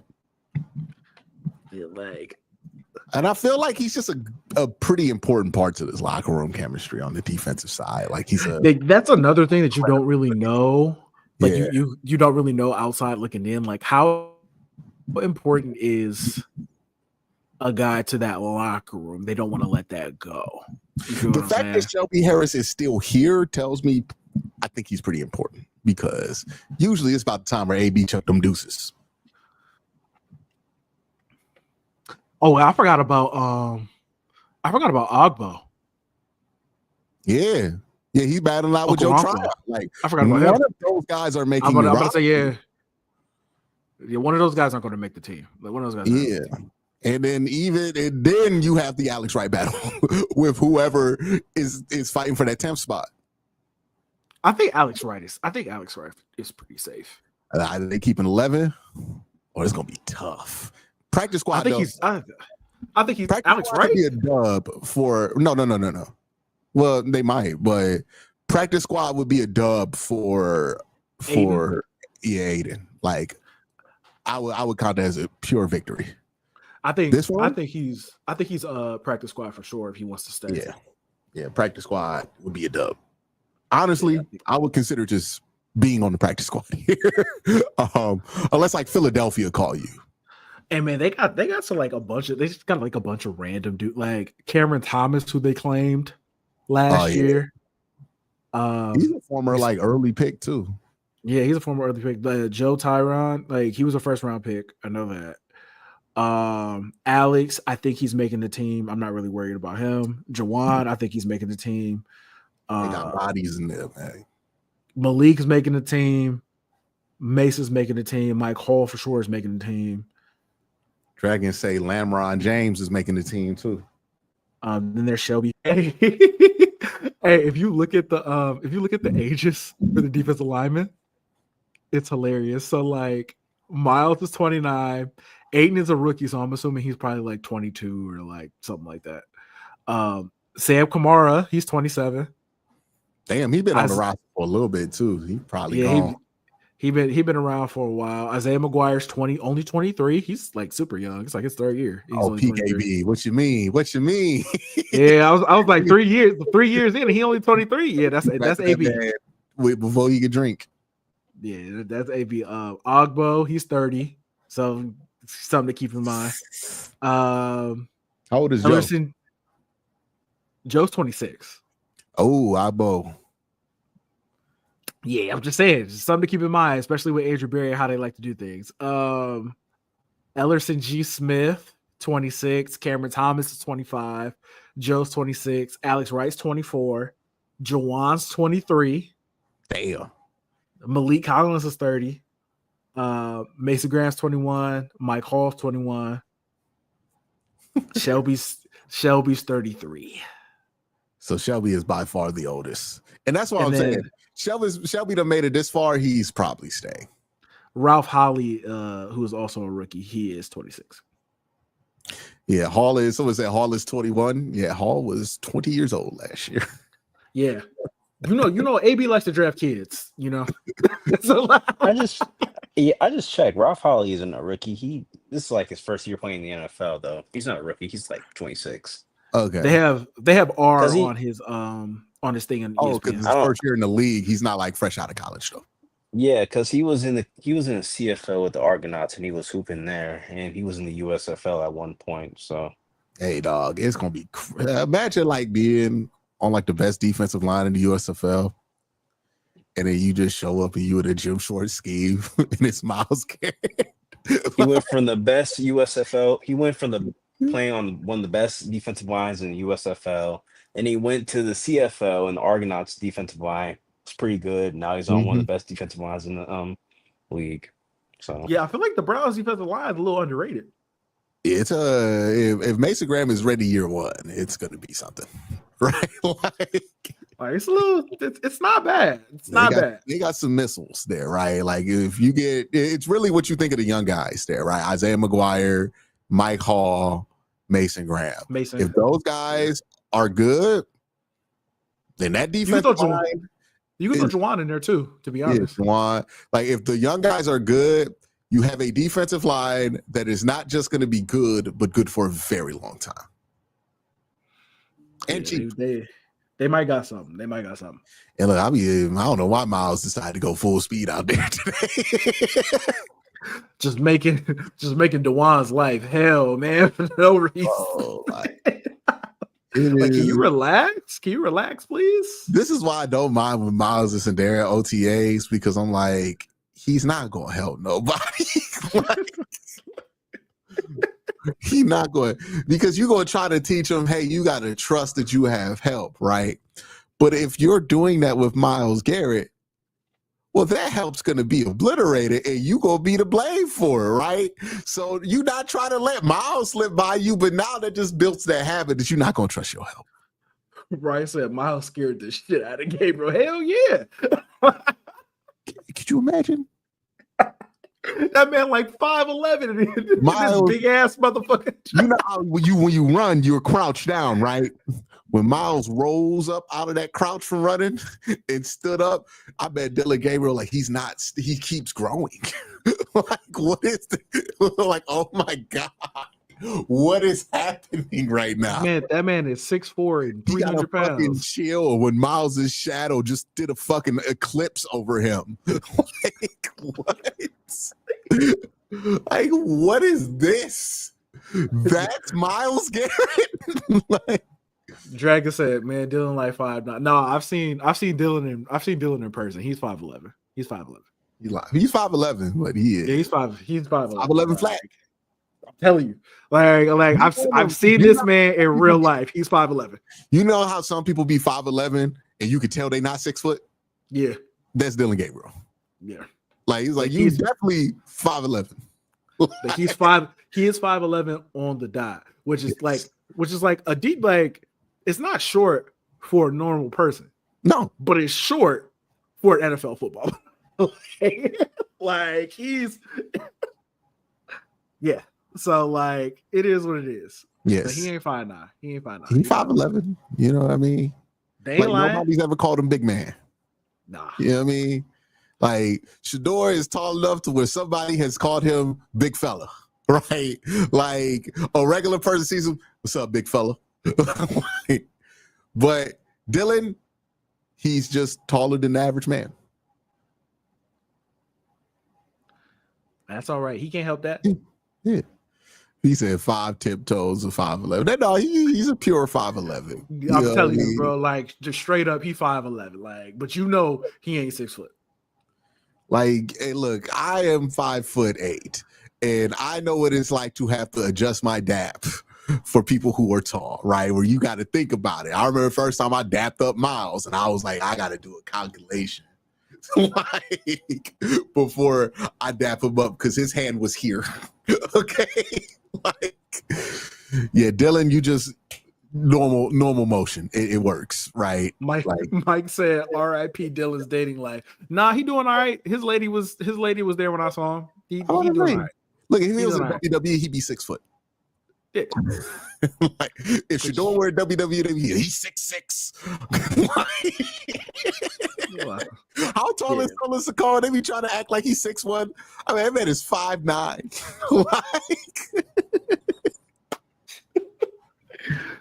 oh man, wrestling be the most egregious with it, dog. They have me in there talking about I'm 6 foot. Get the fuck out of here! Like, no, that's how you know you short when they try to sell you as 5'11" in wrestling. Oh damn, yeah. Rey Mysterio's so short they just gave up. They said, "Fuck it, he's small." Like, bro, there's so like I'm looking at the Browns roster and there's so many players. Like I because you know they got the whole fucking roster on here now because they got all these extra players. Like Easton Mascarenas Arnold, rookie from USC. Oh yeah, bodies. I was like, we just got dude. Is he a wide receiver? No, he's a linebacker. You know what it is? They need to fill out them like 3rd and 4th teams so that we can get reps at quarterback. Julian Okwara from Notre Dame. I've heard of him. Winston Reed, we talked about. He's there. Carson, we talked about. Nathaniel Watson, totally forgot about him. He got hurt last year, didn't he? Yeah, I think he got hurt and put on a practice squad at some point. Yeah. Who was Chigozie Anasim? All right, we're going to get in trouble. But yeah. Like, I'm not even like being disrespectful. I was like, I didn't even know. Oh, 2nd year from Colorado State. Okay. We know Tony Brown. We know Martin. Miles Harden, we obviously know. Lamarian James, I know who that is. He's a rookie from TCU. Dom Jones, the rookie from Colorado State. Anthony Kendall, Ball Wallace legend. Let's see. Cameron Mitchell, Nick Needham, Greg Newsom, Denzel Ward, Grant Delpit, Chris Edmonds, Ronnie Hickman, Rayshawn Jenkins, DeMonte Casey, Sorry Curtis, and Donovan McMillan. Hey, what is Curtis's beef with DeMonte Casey? I don't know. He didn't like either of the safeties that the Browns signed. I don't think he was. I just have a problem with Rayshawn Jenkins because. Oh, wasn't he at Seattle? Did he play for the Seahawks? Yeah, he was with Seattle, and before he came to Seattle, he was with the Jags. And when JP told me about him, I'm like, a little bit skeptical. Then I watched him on tape. I'm like, oh, he burnt you. No, yeah. The run defense was bad last year for Seattle. He was one of the main culprits. That's why he's not with the team anymore. Who knows? Maybe Donovan McMillan. He sneaks in and he make the roster. Who knows? I think he will. I feel like that safety. I feel like that safety room is. I feel like it's gettable. Well, it depends on what kind of safety you are, because it's really what they're looking for, post safety.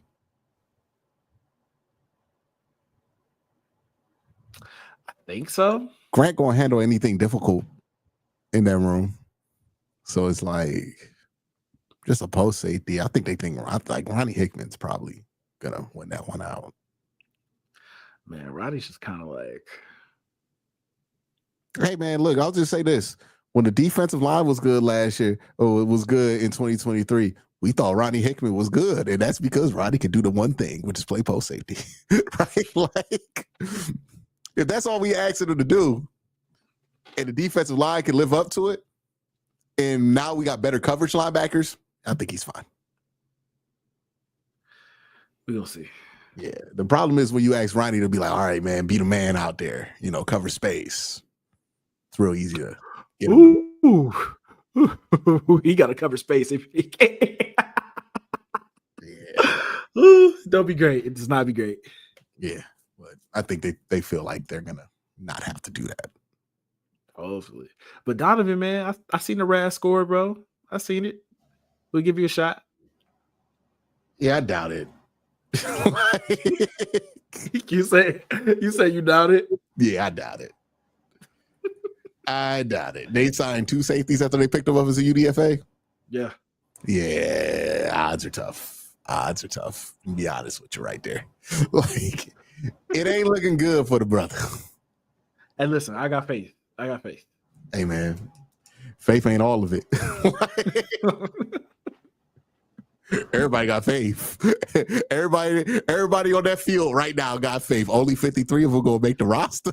Like, and maybe 53 of them. They might get 2 or 3 from somewhere else. It's always like interesting how that goes with like cuts. Yeah.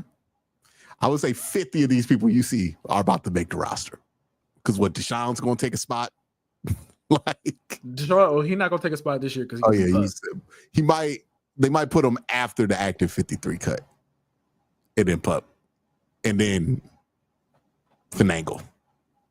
They can't put him pup before they do cuts. They could do it whenever the fuck they agree with, but it's probably gonna be something where it's like you gotta prove, just in case Deshaun decides to sue, that you gave him every chance to come back and that he was not ready for the season.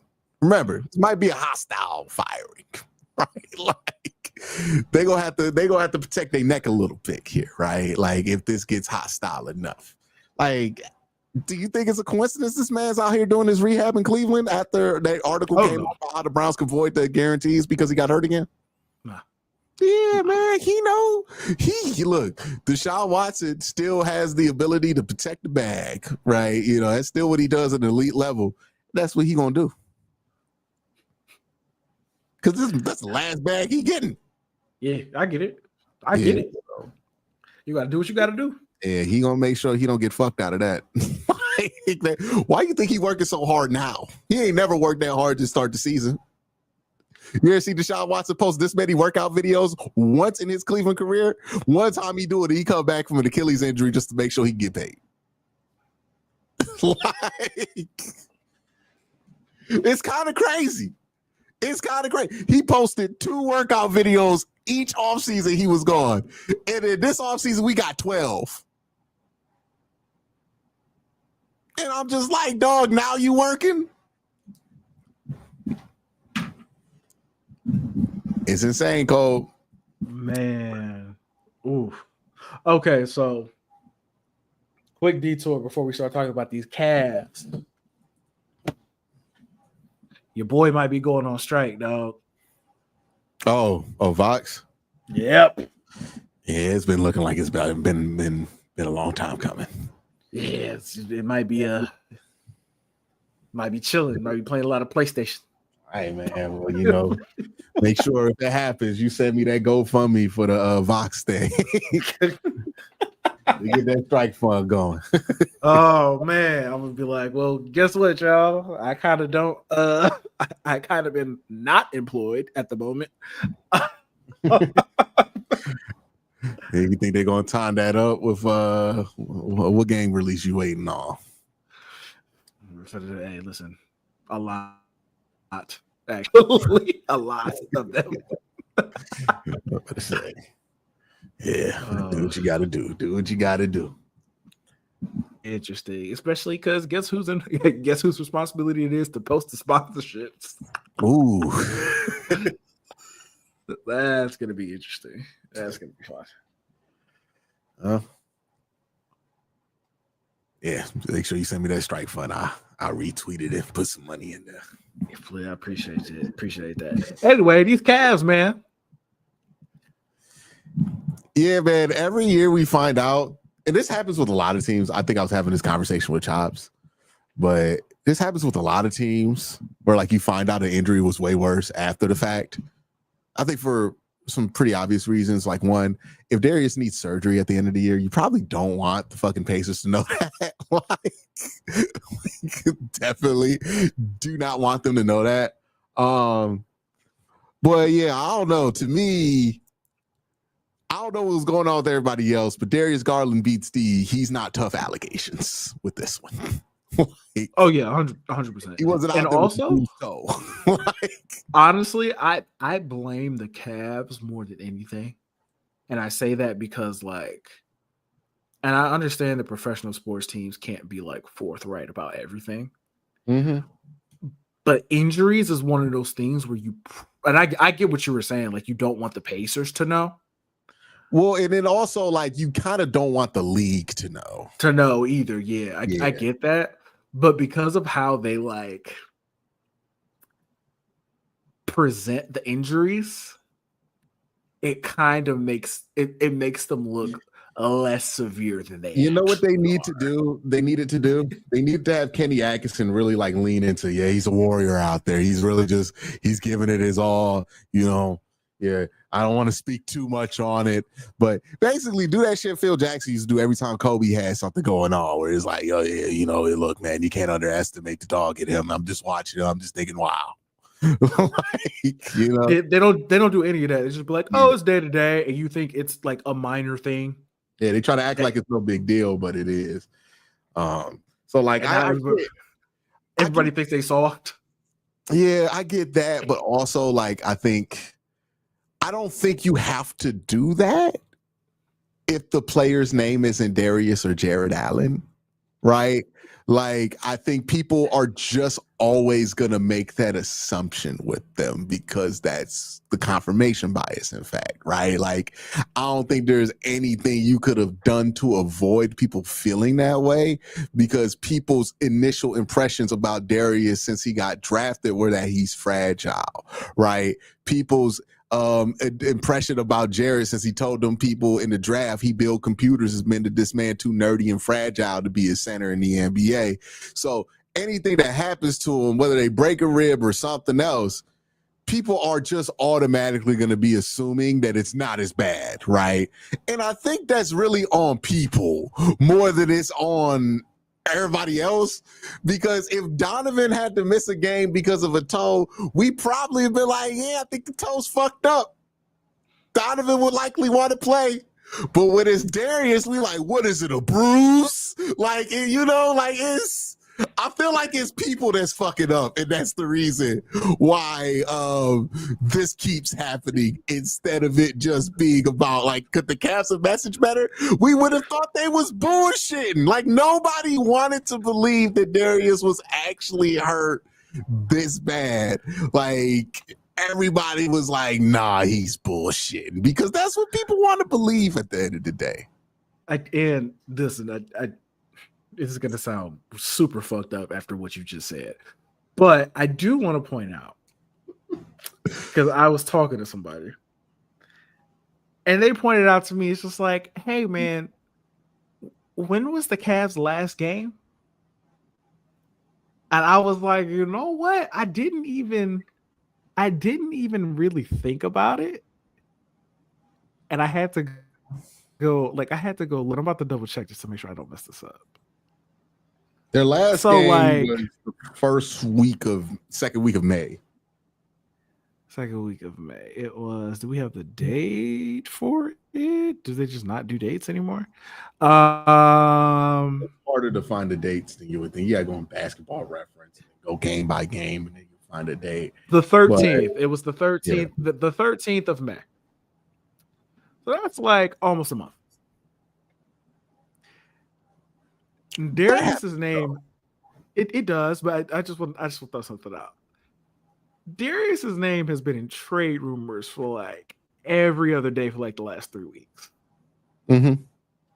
And they've been picking up steam, like, well, the rumors and the reports. Chris Fedor, however you pronounce his last name. People have been speculating on trading Darius Garland. I don't think that there's been real rumors about it, because when Brian Windhorst was asked about it, he's like, well, obviously they're not trading Darius Garland.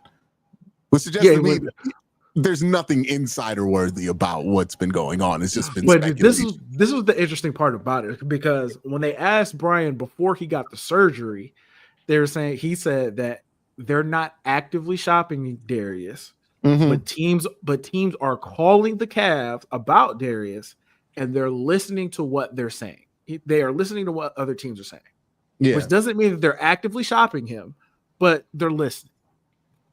Then he gets surgery.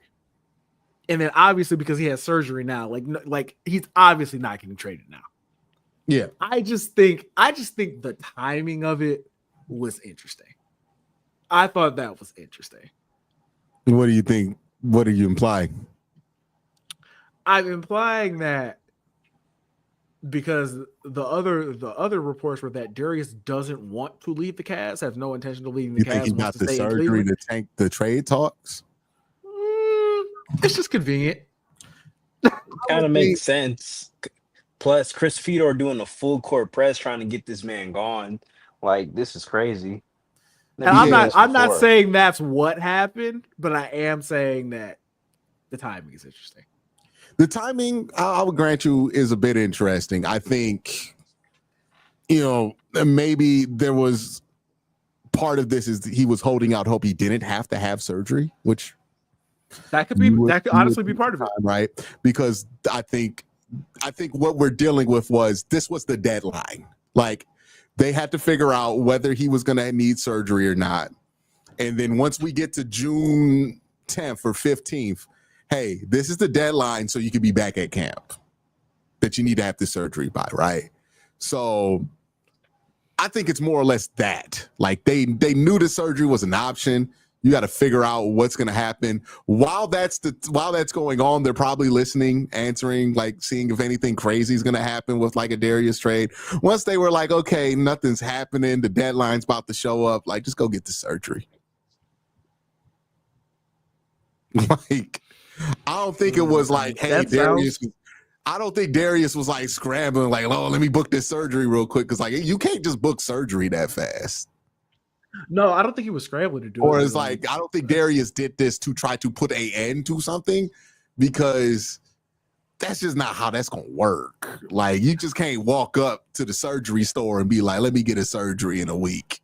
Like, you gotta go through stuff. PT, they gotta recommend it.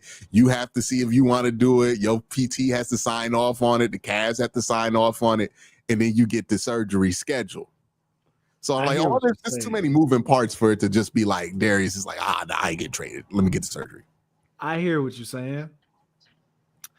And then I remember that his agent is Rich Paul. Well, fair. Anything's possible with Rich Paul, but I was like, This is, I feel like Rich Paul wouldn't pull this move just to make sure his client doesn't get traded. If there was a bag on the line, I think you would have a better case. I think Wendy also said this earlier. He's extension eligible. Yeah, but his bag ain't coming this offseason. It's 2027, I think. But I think Windhorst said something about Darius consulted with multiple doctors before deciding having surgery that will keep him out for 4 to 5 months. So, and it's tough too, because if you Darius, you probably didn't want to have surgery because you want to spend that 4 or 5 months probably like bulking up, right? Like, there are legitimate sacrifices to getting that surgery in this offseason, which is you're sacrificing 4 or 5 months of your mobility. I hear y'all. I hear you. We can't shake you from the conspiracy theory, can we? Not at all. Not even a little bit. You hearing all this goddamn reason and you like, nah. I was like, Late.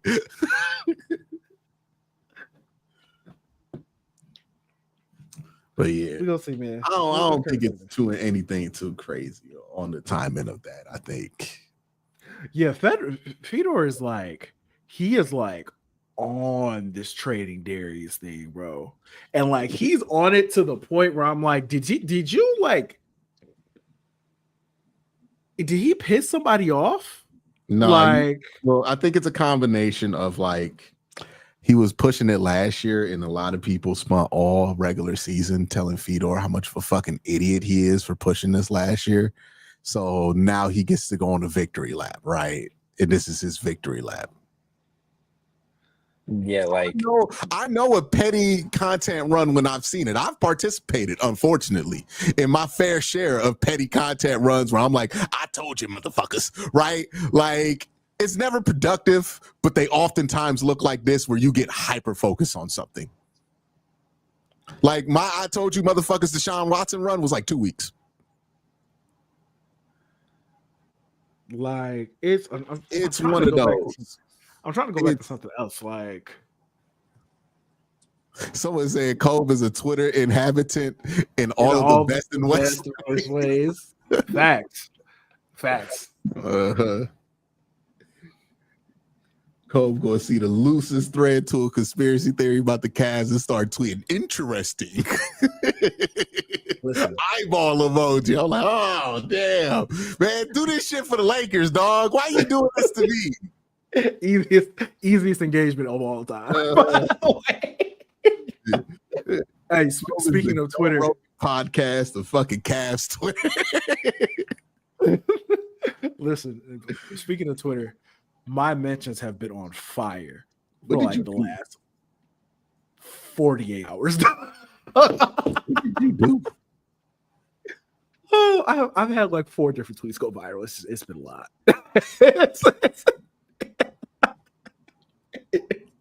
It's been so much, man. I said like Tyrese Halliburton is 3 wins away from me saying he's better than Chris Paul all the time. Oh God, pure hatred, by the way. Pure against Chris Paul. Pure hatred. Because he didn't get traded there. I will not confirm or deny. It was pure hate. I didn't think it was gonna gain any traction. I look 5 million views. You knew that shit. People was gonna have something to say about it. I didn't think people was gonna take it that seriously, bro, because it like picked up traction like 2 days after I said it. So what Pacers account that other people follow retweeted that shit? I have no idea. I can't even tell you. I don't know. Might have been Tyrese Halliburton's dad. Next thing I know, Mark Lamont Hill is in my mentions. Like, wow. No, dog, you got Mark on you? He's just like, terrible take. I'm like, it was hating. It was just hate. Damn, you got Mark on your ass? I was like, you know what? You're not a real hater, Mark, and that's okay. Because I am. That's why. You out here. You got Mark Lamont Hill on your ass, Colb. That's crazy, man. Hey, listen, it is what it is. I need Tyrese and them to win another game because I already got another tweet in my head of what I'm gonna do. Stop it. Stop it. Listen, when you see me quote tweet that tweet, just know. I'm leaning all the way into it since people want to be pissed off and mad at my mentions all day. You wondering what Curtis, can we bring you on screen? Curtis, can we bring you on screen? Oh Lord. This is exactly how Chris Fedor starts writing those articles, by the way. This exact phenomenon is why Chris Fedor wrote 7 get Darius Garland out of here articles, because this happened to Chris Fedor all season. Every time Darius put up 38, you idiot, Chris Fedor, you moron. And he just dealt with it all year. Now he gonna let it loose. This is the cycle of social media. Okay? This is what it does to you, y'all. Got you rooting for some shit you don't even want to happen just so you can be right. Okay? It is what it is. It is what it is. It's a sickness. It honestly, it is a sickness. But you know what? That's You are okay. as sick as Andrew Berry. Okay. Andrew Berry heard a whiff that somebody might want to trade up for Travis Hunter and immediately started scheming. Okay. You got pushback on a thing you knew was ridiculous when you said it. And now you must be validated. It's crazy. Yeah, I gotta lean in. I have to lean into it now. This is insane. Is this what we doing? Is this what we doing? Why is Curtis camera on horizontal? He didn't put orientation lock on or something. Did we see the lotion on the No, side of his stop it. There was no lotion. There was no lotion. Oh Lord. Okay, I'm not gonna do that to Curtis. Yeah, man. You got people out here just because he don't want to be ashy. Like, oh man, and I don't even want to get get into the Tyrese nickname tweets that I have. nah, people have been going crazy with that one. Hey, Ratio Sports Center, by the way, over the weekend. 12 million views on that tweet. I was like, you know what? Might be my best work. Might be my best work in a long time.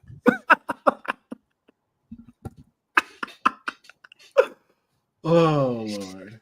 I'm not even going to acknowledge what James just said in chat.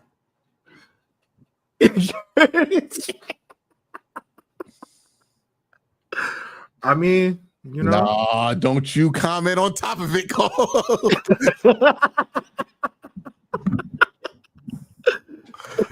Curtis, you see what Curtis said?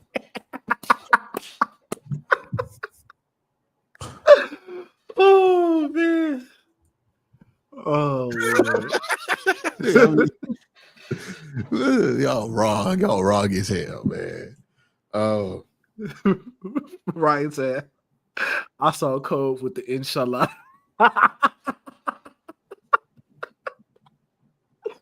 Oh man, it's just gonna keep getting worse if they it's keep winning. funny because like I'm watching the timeline and like there are still Cavs fans who are hurt by this, and I don't know about y'all, bro, but what I think I was on here where I was like, I was entertaining. This might be a team of destiny thing after game 3, but by the time game 4 had happened, I had already accepted the fate of what was going on. I was like, oh, this is one of those fucking years. Like, I refuse to be surprised when the Pacers do this again. Like, they're gonna do it to New York. I think what after the series, we were talking about like if the Pacers get, I was like, they're gonna beat New York. Like, I had no doubt in my mind they were gonna get to the NBA Finals. And they're here. Now, when they pulled that bullshit off against OKC, I was watching that game a little bit, and I was like, OKC clearly looks better. But they look, you know when you play Mario Kart and some bullshit happened to you at the end of the game? That's what the Pacers are. The Pacers are the fucking AI on Mario Kart. Like, that's what it's like playing them. You get to the end, you get hit with a blue shell, red shell, fucking banana peel, then you end up in 15th place. Hurts. It hurts. Hey, bro, it's the worst thing in the world. I do wonder if they can. I do wonder if they can win another game because OKC like clearly has looked better in these 2 games. They just fell apart the first game. It took some bullshit for them to get the one. True. But they did what they were supposed to do, which is get the split. Yeah, we'll see if OKC gets it back. Yeah, it's like now the series OKC really starts. walk in there and get it back. Ooh. Yeah, they're all right. Now, you know what I mean? There are limits to what that organization can do. You know what I mean? Like I want to see if they can. I want to see if they can do it in Indiana. Yeah, this is like either going to be the Mavericks run or it's going to be AI against the Lakers. Yeah. Or we're just like, wow, what a run. Like, it's over, though. But wow, what a run. We don't know. To be fair, people talk about that step over Tyronn Lue more than any other player in that finals. And the Lakers won that shit like 5 games. Yeah, gentlemen sweep. Yeah. But if you make that one game entertaining, boy, people remember it. Only game they lost in the playoffs that run. The AI 50 ball where he stepped over. That was a team. Only game they lost that entire postseason. That had to be the peak of the Kobe Shaq years, right? That's also how crazy AI was. Like, he got a game on them. He gets your game with Dikembe Mutombo, dog. 50 piece. So 50 piece. Well, the greatest team ever. Who else was on that team? Who was the second option on that Sixers team? Was there even such a thing? I don't even think you can really say there was a second option, to be honest with you. Because I think they were starting Eric Snow. Let me see. Let me go. Dikembe Mutombo, those dudes ain't out there for offense. Man, let me see. Was it 2000, 2001? Yeah, lost. And they was going the distance. They went the distance with the Raptors, and they went the distance with the Bucks in the semifinals and the conference finals. And then he got that game, though. He got that game. Bruh. Their second leading scorer was Theo Ratliff. Theo Ratliff, bro. Dikembe Mutombo was third. Theo Ratliff, he made the All-Star team, dog. He made the All-Star team that year. He was a defensive player of the year. Averaging 12 and what 8. Did he shoot? 12 and 8, and he was what? Okay, he was 50% from All-Star. Yeah. That's crazy because like people get so mad at Jared Allen. Jared put up like 15 on like 80 like the whole season. Dikembe he was defensive player of the year that year. All-Star. You guys see stuff for a while. Allen Iverson on that team averaged 26 field goal attempts. You all know who number 2 was? Aaron McKee.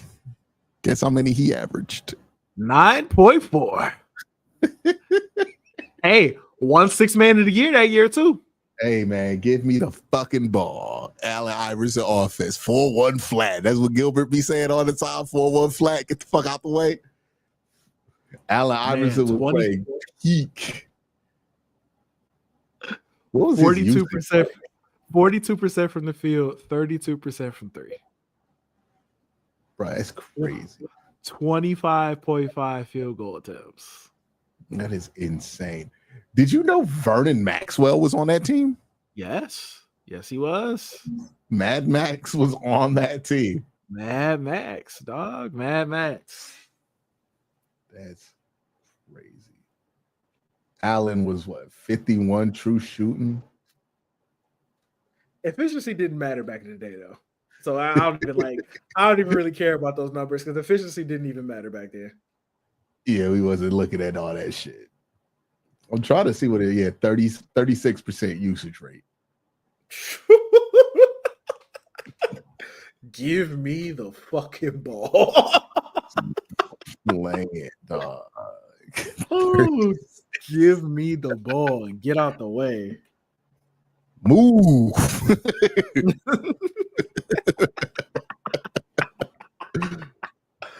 He was out there at the wreck in the NBA. And got to the finals.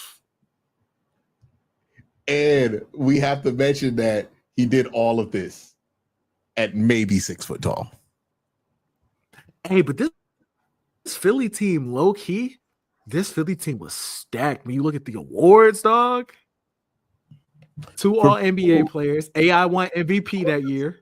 The closest thing I could associate with it was imagine if Allen Iverson on a Magic team that did not have Paolo Banchero brought the Magic to the finals.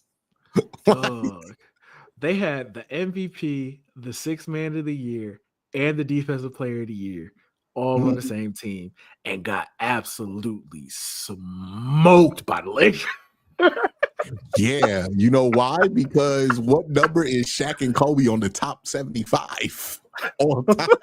Don't nobody give a fuck about MVPs when you go up against Kobe and Shaq. Like, those are dudes who are both like in the top 20 NBA all time, like at the very least. They got smoked by the Lakers. And we ain't even bringing up the role players that Laker team had. Oh, Rick Fox, all of them? Yeah, didn't y'all have Bob Ori on that shit? Big Shot Bob? Big Shot Bob, man. Big Shot Bob. I remember the Lakers was some bullshit to play with on NBA Live, or to play against on NBA Live. Man, what they have going on? What they have going on, man? Oh, the Lakers back then? I'm about to look right now. Look at Colb, man. Look at Colb. Oh God. Hey, averaging 28. He was averaging 28, 5 and 28, 5 and 6, and he was all NBA second team that year. Get the fuck out of here. Who's first team? I don't know. I have to look. Shaq was first team. He was averaging 28 and 13. Yeah, man. Every year in Shaq's prime, he was first team all NBA, right? We. Okay, all NBA voting guards. Oh, AI and Jason Kidd. They were the guards? Yeah. Oh, that's crazy. That's crazy. No, it's not that crazy because J Kidd and AI was the truth back in the day. Let's say Jason Kidd was averaging 17 and 10 with 2 steals.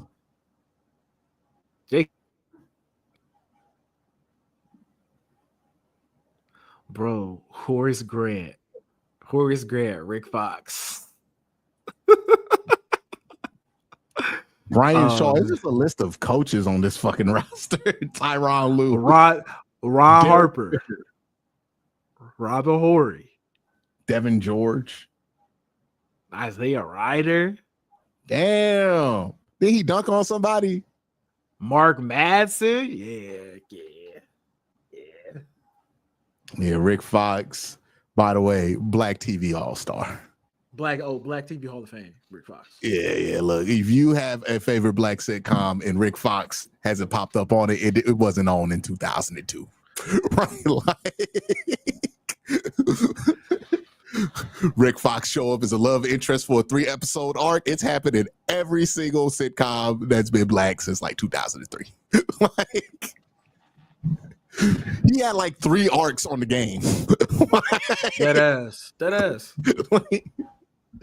We was on the Parkers. Yeah. I'm sure he popped up on Girlfriends at some point. Oh yeah, absolutely. Was one of Jones' dates for the girlfriend show. Like,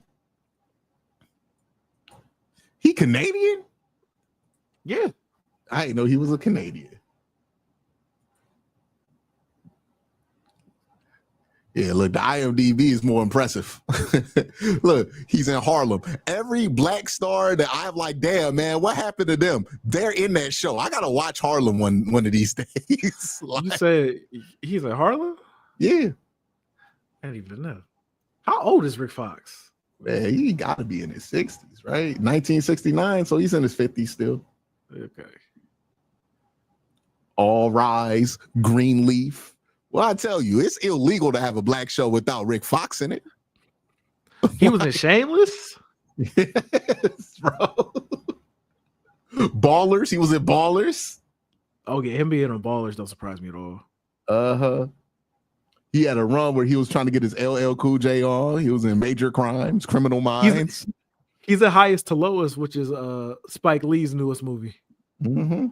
He was in an episode of Blackish, mandatory Rick Fox appearance. No, it was 2017 Blackish. It was like the first couple seasons. It was before they started doing interludes to explain black holidays to white people. Then The Game, a Curry on the American Plate. I don't know what that's about. Casey Undercover, bro. He was out there acting with Zendaya as a kid. He did 5 episodes of KC Undercover, and they got Dwayne Wayne on the show. So you know that shit black. Shameless, iZombie, Jake and Amir. That's not black. Let's see, Mr. Box Office. House of Pain, 8 episodes. Yeah, Tyler Perry. Him and Tyler Perry locked in. Did his time. He was the dope. I heard that new Tyler Perry movie is actually good. The one with Taraji in it. Oh yeah, my girl was watching that. Shout out my homegirl in that movie. By the way, she in that protest scene. She the one who's like, "We tired of this shit." Oh, for real? Yeah, it's my homie. Well, it's my homies. Well, we homies now, but I know her because I was homies with her husband. But now we all homies. You know how that go sometimes. Let's see. House of Pain, Melrose Place. My man did an episode of The Big Bang Theory. That's crazy. Mike said Rick Fox is a hose. Dang. Rick Fox was a hose? God damn, he was. He was Clyde Sweet Feet Livingston. Man. Yeah. Yeah, I'm gonna find out he did an episode of Sister. He was at everything, bro. Yes, I'm telling you, it was mandatory. Like, my man did 4 episodes of One Tree Hill. Oh yeah, he had an arc. I used to watch One Tree Hill too. 2 episodes of Ugly Betty. Meet the Browns. He was in the pilot. Mm-hmm. Nah, that's impressive. He did 2 episodes of The Fairly Odd Parents. As who? Let's see. Fairly Odd Parents, Flash Williams and Smooth Daily. I don't need to guess what color those cartoons were. Like Flash Williams, Smooth Daily. Okay. Yo, probably. Can we address this? Can we address this? We should probably get the super chats. Let's get the super chats, man. You got black in the Flash Williams. Who thought of that? Like, oh my Lord. Smooth Daily? Nah, it's crazy. Oh man. Oh Lord. Oh God. Oh shit. Oh Lord. Okay, first one is from Iceman. Colb, I did the math. Without filler, 3 houses a day. It'll take 104 days to catch up to One Piece from the beginning. Light work. Oh no, me and Mac actually had this conversation because we saw the movie. We saw the dead of that movie and we saw Curtis over there. Yeah, I was there and we FaceTime Q. We FaceTime Q. He was eating. Brother can't eat. Brother can't eat in peace. Hey, real quick, y'all. Bro, that reminds me of that Twitter thread. You remember the Twitter thread? It was like black people will literally make fun of you for doing anything. This motherfucker got an umbrella. Like, that is literally cold, bro. I answer the phone. He like, you always eat. Like, God damn. Like, how come every time we see you on camera, you always eating? You should have seen Q face, bro. Q over here breathing and shit. No, because if you saw Q face, he was like, damn, I do be eating all the time, don't I? I know you thought about it too. Man, next super chat. Oh, this one is from Ray Rags. Colb, I feel like Q owes me an apology for questioning my integrity last show because I was exactly right with what he said. All right, you can't remember it. Hey, apologize to Ray Rags. We good, Ray Rags. We good. We solid. You was right. I don't know what the fuck going on with these super chats to start. We need to get to the Pro Quincy super chats right now. You know, I'm getting jumped. Help me, okay? Evan said, propaganda right now to the chat. Evan said, to be fair, you do be eating Q. Hey man, we don't need your commentary on this. Now, for those of you who don't know, this would be the time where I would point the roast session straight at Evan if this were a lunch table, by the way. This is where Evan catches a stray and then you redirect the energy, right? You know? So, but right now, Evan's not on camera, so I can't make fun of him. You notice Curtis is being real quiet because I've been dying to talk about them goddamn chips he be eating on. I don't know how he was just laughing like he don't be eating shit. Yeah, this is how it works, y'all. You ever at a lunch table, you need a roast session, it's too much pressure on you. You can just work your way to the next person. Okay, Mike said, isn't Curtis always coming on the screen with chips? That's nice. Well, we can eat Pringles and shit. Like, Even eat Pringles, bro. What are you talking about? Hey, Mike was like, hey, why Curtis laughing? Just last week, he was like, I'm like, what the fuck is this? Hey, yeah, we had to mute Curtis. We was like, hey, bro, mute your mic. We like, Curtis, are you eating chips? Yeah, man.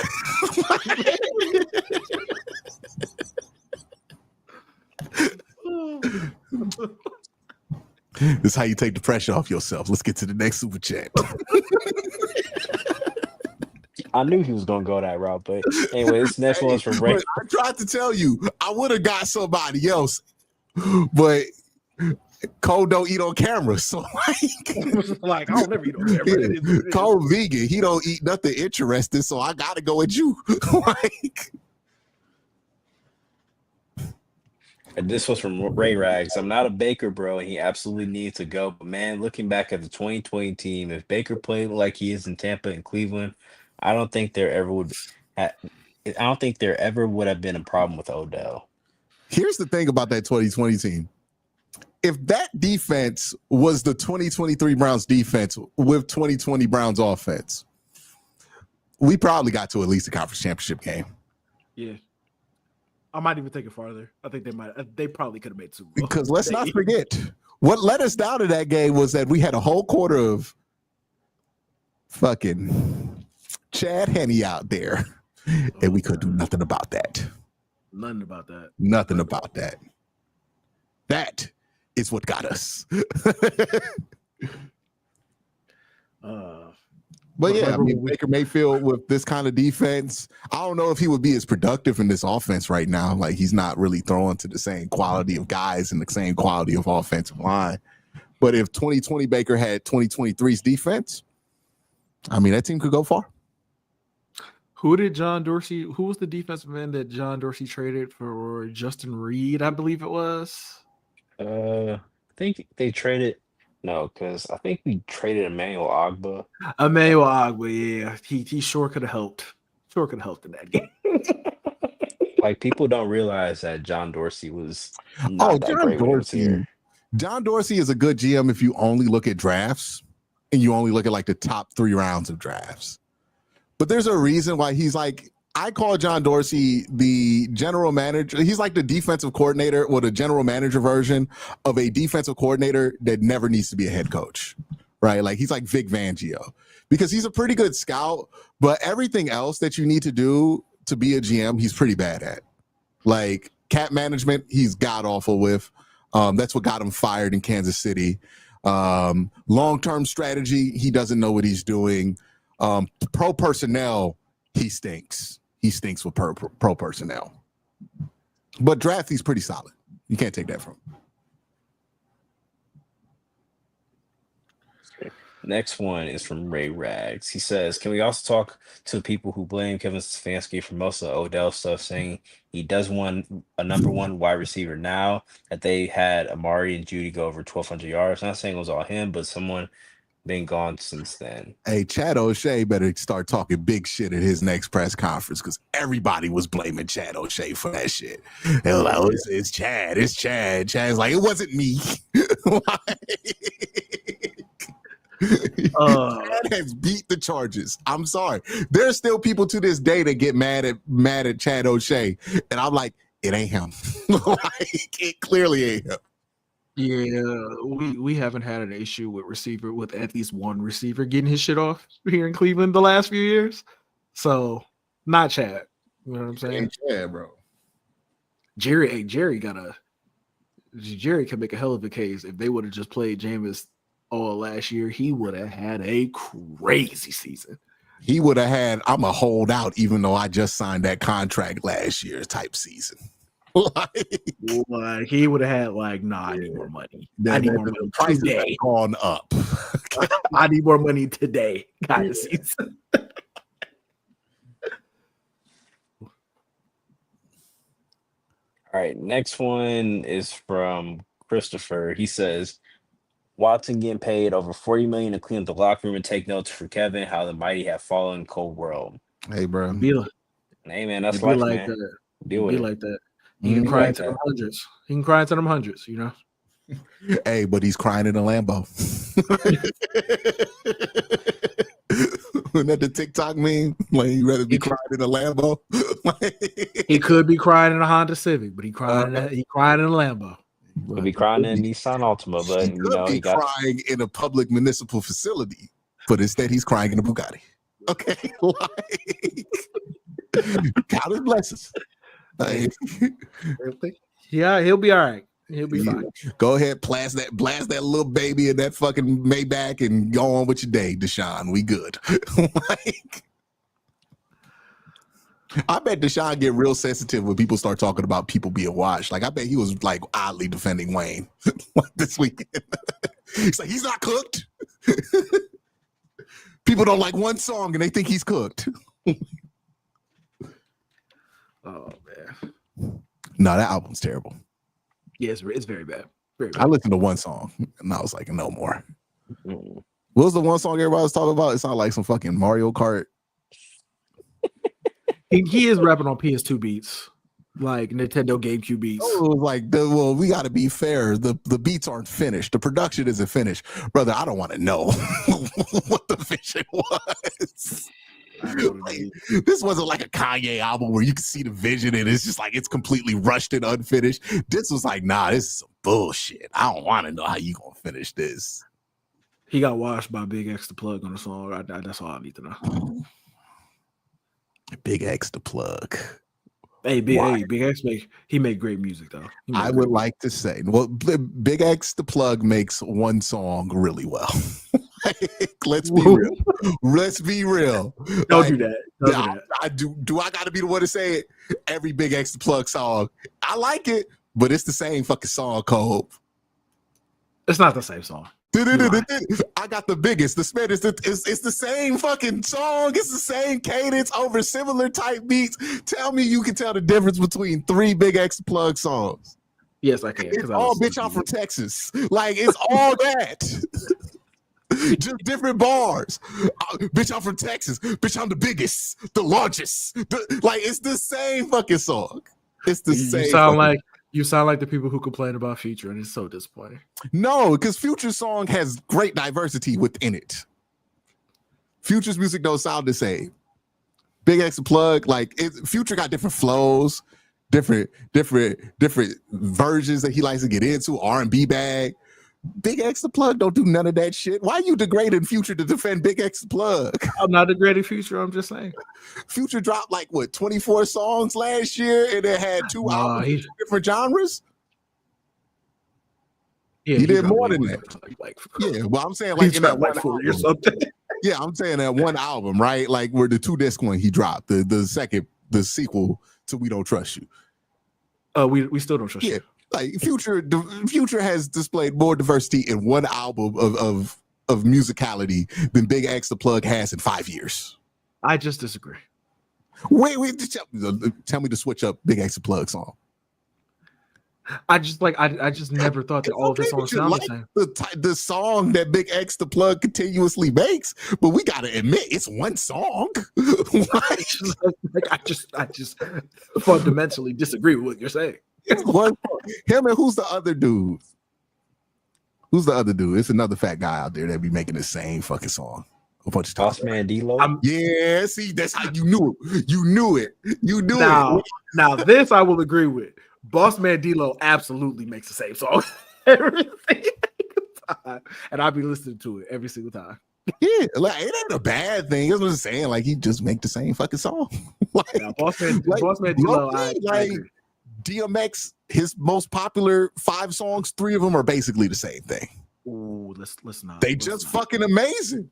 Let's not do this. Let's not do that. It doesn't have to be inherently an insult. It's just an observation. The D songs serve the same purpose. Like you saying it about Big X and Boss Man D-Lo, okay, that's fine. Let's not do this. I'm mentioning it with DMX to make the point that it doesn't have to be inherently a bad thing. Oof. But yeah, Big X makes the same fucking song every time. I disagree. What's the next super chat? Send me the song where he switches up his flow and I'll get off of it. Okay. This is from Ryan. I think we already talked about it, saying y'all see Watson's bachelor party day before camp. I really don't care about that, but damn, they said Big X the Plug rapping his Def Rebel beats. That's crazy. Def Rebel beats? Yeah, he's talking about the people who make the music at WWE where all the entrance music's on the same. That's no, everyone hates Def Rebel. Metro Boomin asked Triple H, "Hey, let me be on the beats," and Bronson reset, please, on a tweet. Bro, Def Rebel is garbage, bro. You know how I know it's bad? Because they took over for CFO Cash and people were complaining about them, and now people are like, CFO Cash is the best thing ever. That's how bad Def Rebel is. Yeah, but let Metro get on the beats. Hey, if Metro get on the beats, he can make some bangers for some people. I don't understand why they don't. That would be like free press. They got Travis Scott there all the time. Like, let the man make a fucking song. Okay, so somebody can come out to some heat. Let him make Carmelo's song. Oh man. What's the next one? Next one is from Ray Rags. The Bengals acting like it's an arbitration hearing for regular normal contract negotiations bring up all the shit you messed up for no reason. Yeah, it's just stupid. Their entire thought process, just everything about it is dumb. It's dumb. And the thing about it that I don't think they're thinking about right now is like other players are watching you do this. Other players in that locker room and other players around the league are like, wow. They got a little arrogant because they know that people want to play with Joe Burrow, so they like, we could just get away with anything. But dog, you still trying to get people to come to fucking Cincinnati at the end of the day. Like, you're gonna have to not be an asshole about the contract. Like, you think agents are gonna want their players to come play for you after this? Probably not. They probably on the no playlist. Like y'all gonna be like the last resort team that we go to. Mm-hmm. You playing in the part of Ohio that's on the Green Book. Like, I don't know what they think this is. Like, who nobody wants to come to Cincinnati to begin with, and then you already fucking with people. This is shit the Lakers could get away with a little bit back in the day if they wanted to, because they're the Lakers. But you are the Bengals. Like, you can't do this. You are the third most prestigious team in Ohio. Like, you cannot. You also can't do this when the Browns have absolutely no issue spending money. Who you think spend money more, Ohio State or Cincinnati? Ohio State. Ohio State. You think Jeremiah Smith be like, well, I hope they don't draft me. Hell yeah. College, fuck it. They gonna pay me my money guaranteed. He's probably like, fuck that. Absolutely not. You go from Ohio State getting $10 million a year, and then you get signed with Cincinnati trying to fuck you out of $25. And then they got vending machines that you got to pay for in the locker room. And then, worst part, they don't even let you use your debit card on the fucking day. They got an ATM you got to use so you can get even more money fucked out of you. Like, Cincinnati really do be just getting you. Like, I'm telling you, they are the Activision or 2K, whichever one you think is worse of the NFL, where it's like, bro, why are you like this? Like, it's so hard to root for you. It's bad. What's the next one, Curtis? Next one is from Ray Rags again. He says, Colb, the problem isn't that they want that void in there. Most teams have it in there. It's that they didn't have it in Chases and even more egregious or Mims, their first round pick last year. So they try to pull some new shit on you. Yeah, bro. Hold like, on. why you trying to switch it up on me? And it's like, what you think? I'm not good. So they don't. So you wouldn't put it in there for them, but you gonna put it in there for me. So what is it? What's wrong with me? We need to send Corey Kennedy down there and just like whisper counterintelligence into Shamar's ear. Bro, they don't even think you like that. Like, that's crazy, bro. Mims was injured like crazy at Georgia, and they just like, yeah, they fine with that. But you, why are they doing this to you? That's crazy. Bro, don't believe that family shit. They tried to give you Geno Atkins' number and told you it's about a family, and now they fucking you over a little bit of money. Nah, bro. When it's time, request that trade. Hey, man, you could come up the road and play right now. That's all I'm saying. Hey, 3 hours up the road. 3 hours up the road. It's gonna be a tough road, but hey, dog, get that trade, get it, ask for your release from that second team you on. We got you on that third team, dog. We ain't gonna trade with Cincinnati, dog. Absolutely not. They're not gonna trade with us. Let's be honest. No. You play next to Miles and ask Miles how we take care of ours. Shit, you can ask Deshaun how we take care of him. We not gonna ask Deshaun nothing.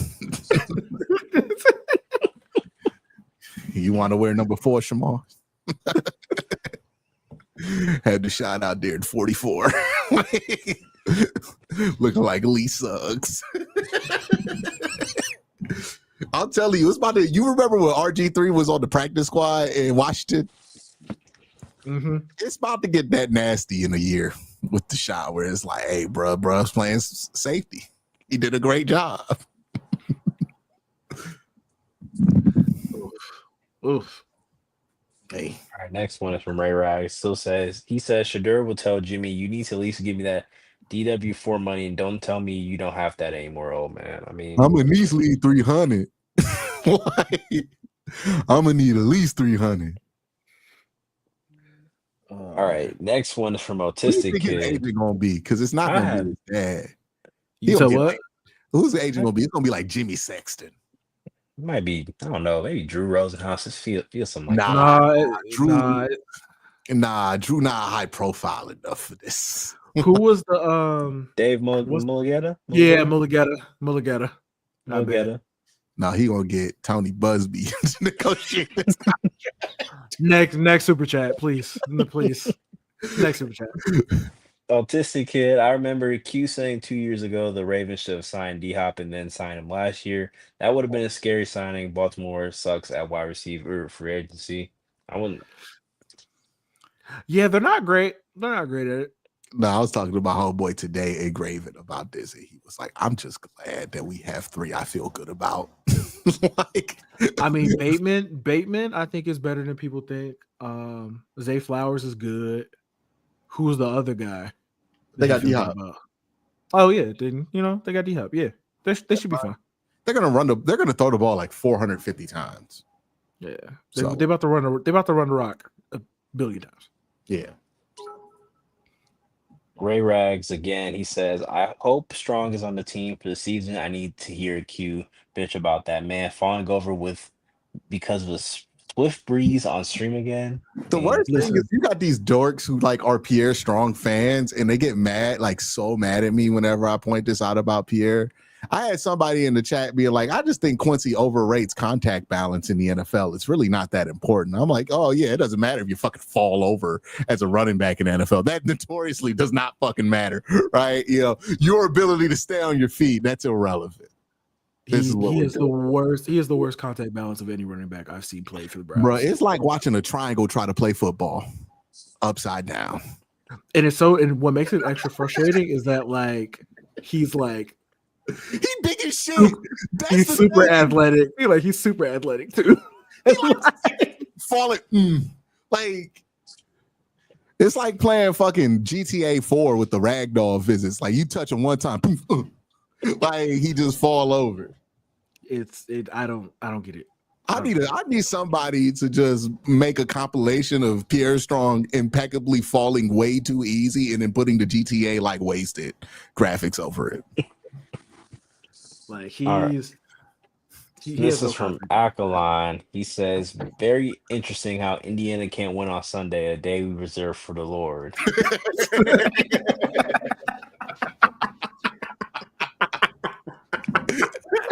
Wait, is that true?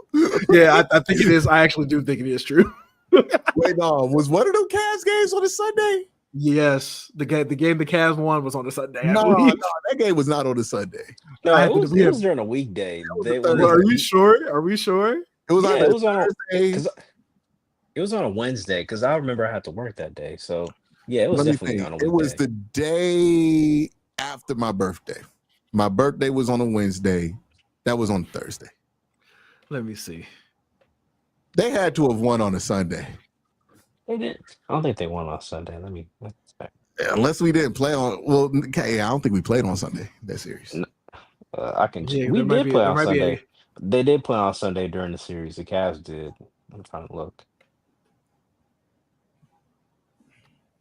The Cavs beat the Pacers May 9th, and that was a Friday.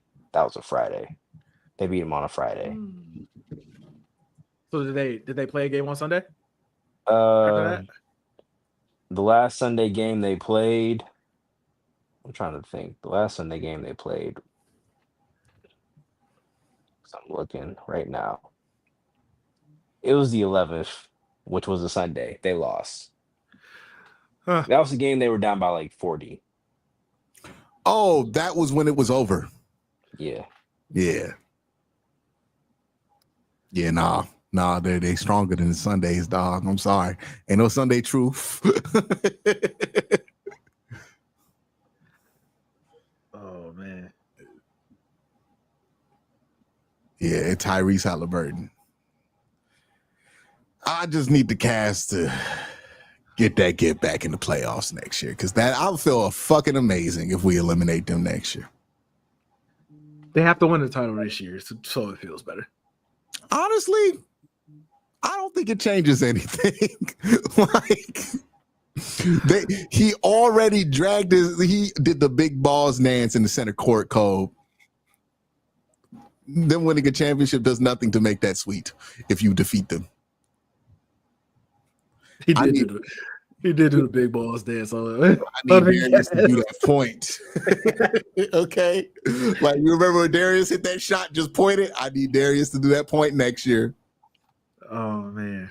That's gonna be funny. Yeah, dog. I need to get back. Like, ain't nothing's gonna make it sweeter than it is now. You know? They can win the championship. Fuck it. I don't even care. What's the next one, Curtis? Next one is from Ray Rags. Again, he says, AB thought, oh, we got a sucker. I'm going to drag this out to get their first next year and their second. I think he's talking about when they trade with the Jags. So listen, man, we just need Mason, Quinshawn, and whoever they draft next year to be good. That's all we need, AB. That's all we need. Hey, man, AB saw a lick. Look, AB don't ever miss an opportunity if it's sitting right in front of his face.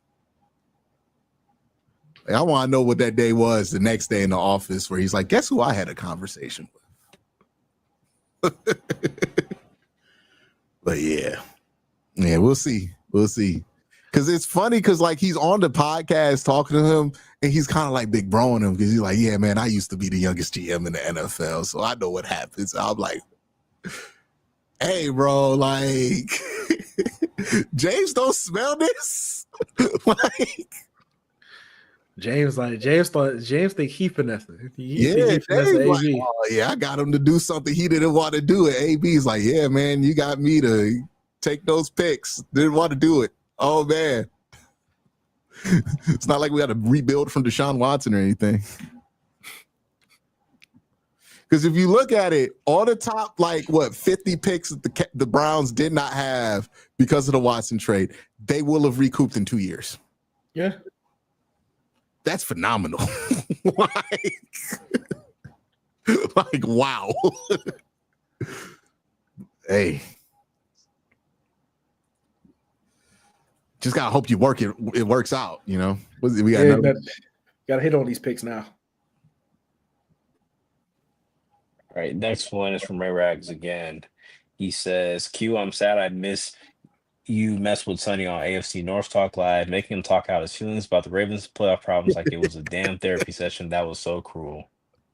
Yeah, I made him. I was like, what bothers you about the Ravens in the playoffs? What is it that they do?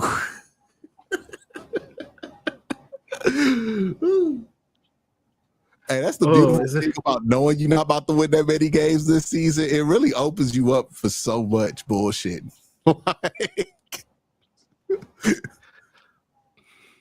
I'm trolling the Steelers situation right now. I'm like, oh yeah, I'm having fun. What you gonna do? The Browns suck. Okay. So do you. I know that part hurts you more. I'm like, hey, us not winning games is fine because we need a quarterback. It is what it is. Say what it is, but we about to win one against y'all. You're not gonna like that at all. Okay. We might get 3 wins, but 2 of them bitches gonna be against you.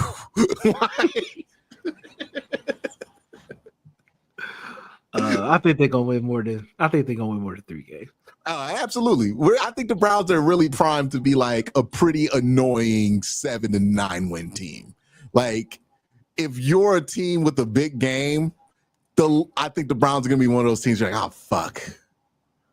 Like, you know how like the Colts been like that the last couple of years? Mm-hmm. And the Steelers are kind of like that. It's like, we play the Chiefs next week, but damn, man, we got Cleveland and like they're going to be all physical and shit. Just annoying. I think we're going to be pretty physical.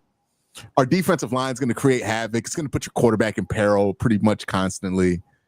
Like, I think we're going to be one of those teams where people aren't going to want to play before a big game, or like definitely rest your starters if you go into the playoffs before your last game of the season is Cleveland. I think that'd be a good result. I'd be happy with it. I can see them getting like 6 or 7 wins. Mm-hmm. Maybe 8. Could. If they play Tennessee this year, right? Yeah. Oh, if they like terrorize Cam Ward, the Q and Colb after that, it's gonna be amazing. we putting the clips up again. Oh yeah, bro. Yeah, was he not on time? It's gonna be me and Curtis. Was that on time? Was that on time or was he late? Man, can't be late throwing the Denzel Ward.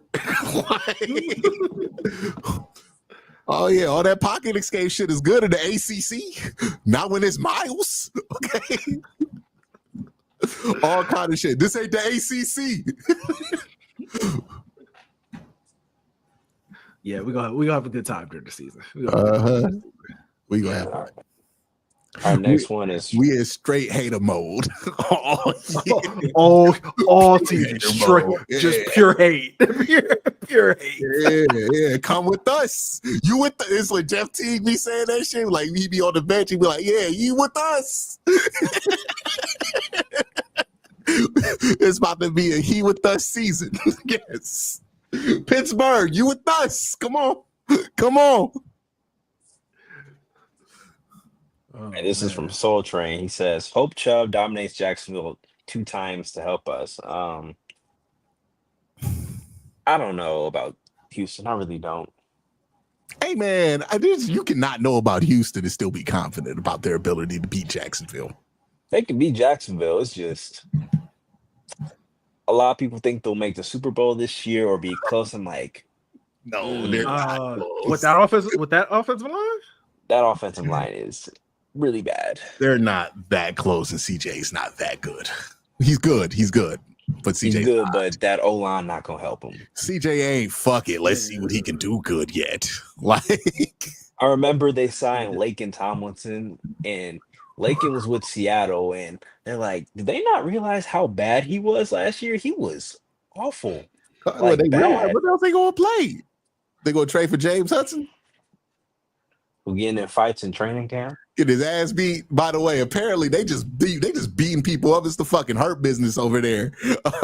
They find like they just backstage brawling.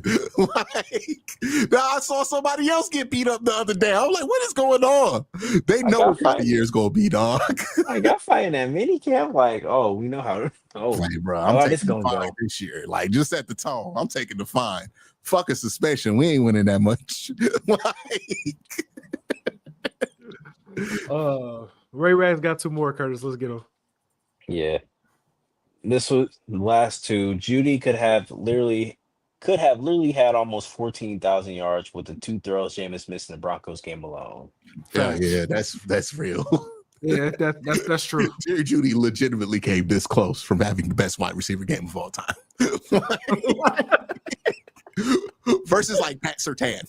Like he almost came this close to having the best revenge game ever. We talking like that close too. Like Jameis Winston was 28th in success rate. If we just had 27th out there, we probably would have made them 2 passes. Like, hey, look, Joe Flacco would have made them throws. Dead ass. He would have definitely thrown them pick sixes at the end too, but he would have made sure he got the big throws in too. You know who wasn't gonna get any yards in that games? Whoever was the check down.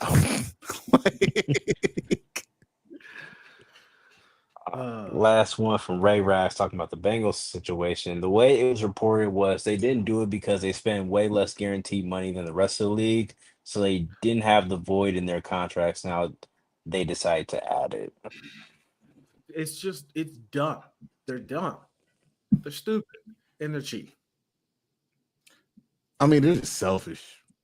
like they're the worst. I think they take pride in it too. Like, we're proud that we're cheap. I'm like, brother, that's not good. That's the Bengals way, baby. Wait till they do this shit long enough, Curtis. You're gonna have people online that are Bengals fans just simping for it. Like, yeah, man, that's the Bengals way. I love my team being cheap. I'm like, oh, okay, all right. You like? Yeah, they're saving me so much money. It sounded like the Guardians fans.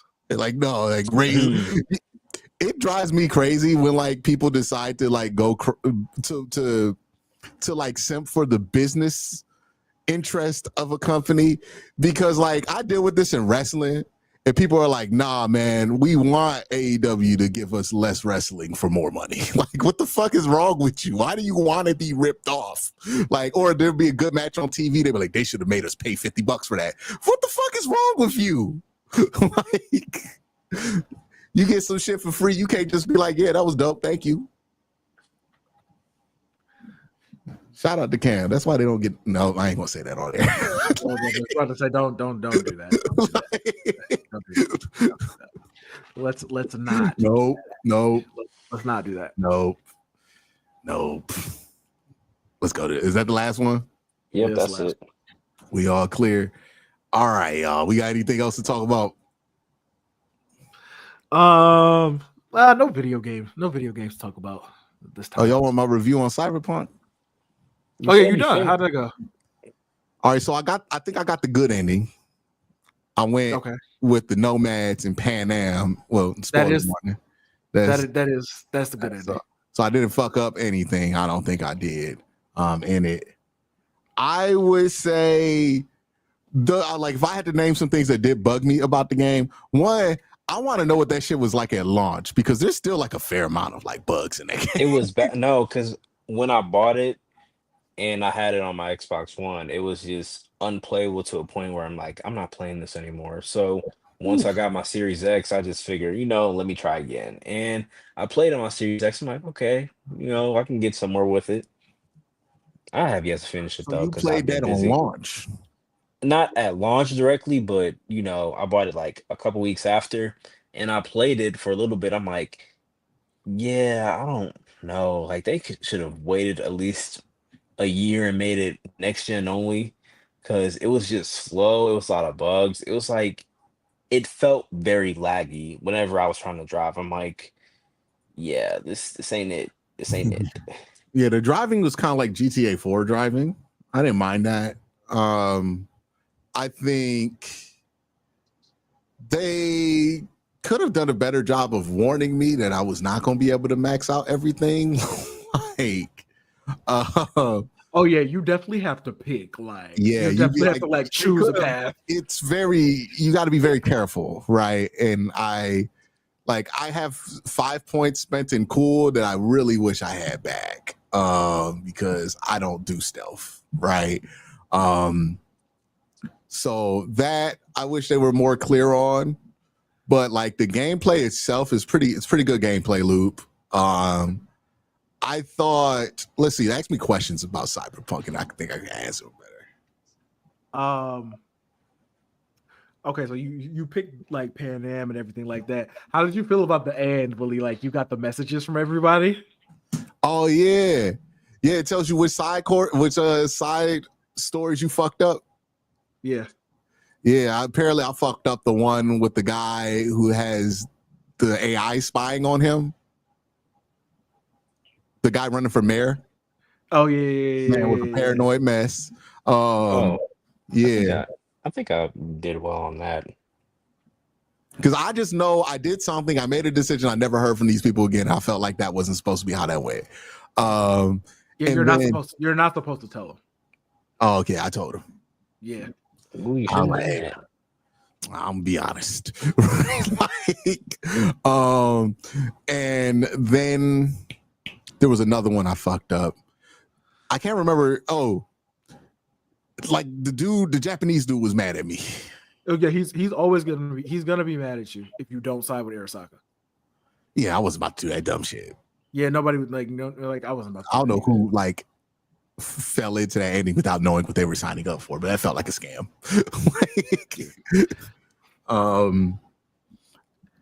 I think Johnny Silverhand is a character. He's a good character because he legitimately I'm like, all right, man, shut the fuck up, dog. And then like the dialogue piece would be in there where you could they're like, no, we know, tell him to shut the fuck up. And I'm like, all right, bro.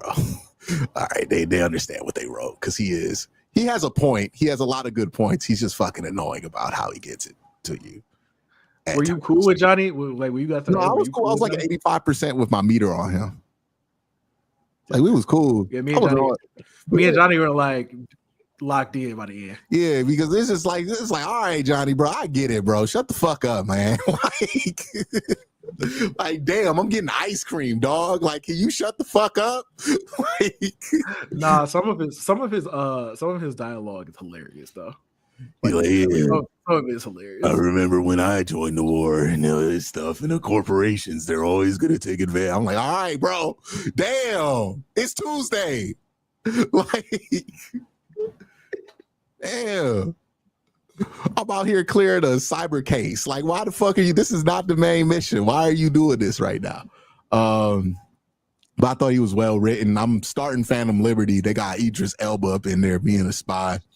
Yeah, I haven't finished that yet. I have noticed on Xbox Series X on Phantom Liberty, you can tell they pushing the system a lot more in that area of the map than other ones because I see significantly more slowdown on performance mode in Dogtown than I do anywhere else. So it is very graphically intensive. I don't know how they got that fucking game to run on the Switch. I'm thinking about buying it on Switch too, but I'm gonna wait till the price come down.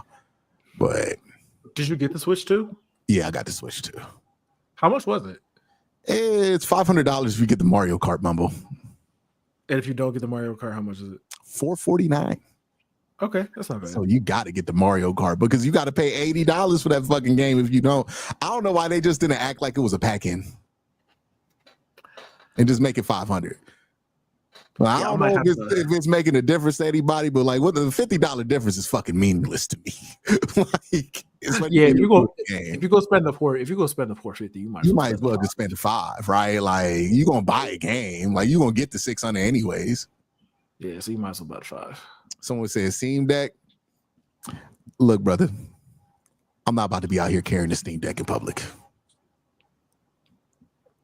Like, no disrespect to anybody who does that.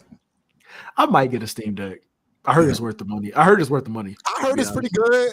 I heard it's pretty good. It's just, you know, I'm not about to be the dude out here carrying around a Steam Deck. Attractive people who also have Steam Decks.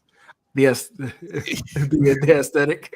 Yeah, it's like, hey, bro, come on. Like, you talk about black people will roast you for anything. If I walk in front of other black, this motherfucker got, what is that? Motherfucker got a Game Gear? Like, you so worried about what we gonna say to you. Not to be roasted. Like, and I want to play Mario Kart. Y'all ain't got Mario Kart. Like, it was a pretty clear decision for me. Like, yeah, I'm waiting for them to come out with some other games that I want to play, and then I'm gonna get it. And here's the thing about PC gaming, because I used to do it a lot. You get fucking tired of always having to fuck with the settings. Yeah, on console, you just play the game.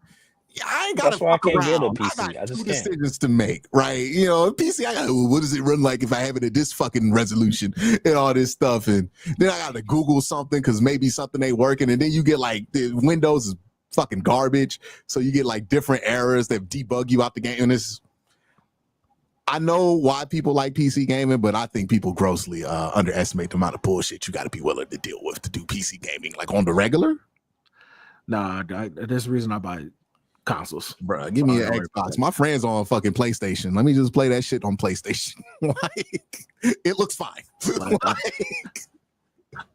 I plug my PS5 in, I turn it on, and I'm good to go. The only thing I got to think about it, remember, is if I charge the fucking controller or not. Yeah.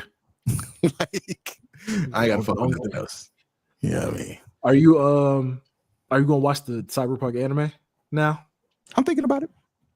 I'm thinking about it. Yeah, I'm thinking about it. You know, we're gonna try to get you watch it on stream, like live. We're gonna make it a live stream. We ain't even gotta do all that. Hey, man, it's monumental. Be honest with you, for us.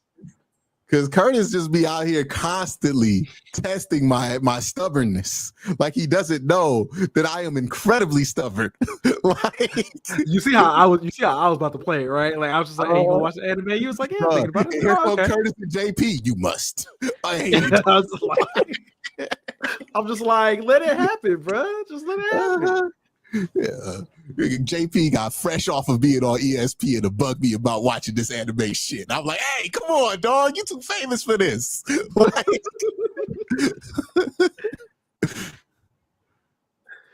but it might happen. It might happen, you know. I ain't doing it on stream. Like, I do too much on stream. Okay? I was about to say I wouldn't even go suggest. I was like, I wouldn't even go suggest that. I was just gonna let you watch it, and you just gonna text the chat. All right, let me tell y'all. Text the chat, be like, I ain't gonna lie, it's y'all in chat right now because these are some of my most supportive listeners. Y'all get enough of me, dog. Okay, y'all get 2 videos during the off season, 3 videos during the regular season, and then I do cab shit on top of that. I do AFC North talk. I do a fucking stream every day of the week during the football season, and I be on them bitches for like 2.5 hours a piece. Y'all get enough. Okay. Y'all get plenty.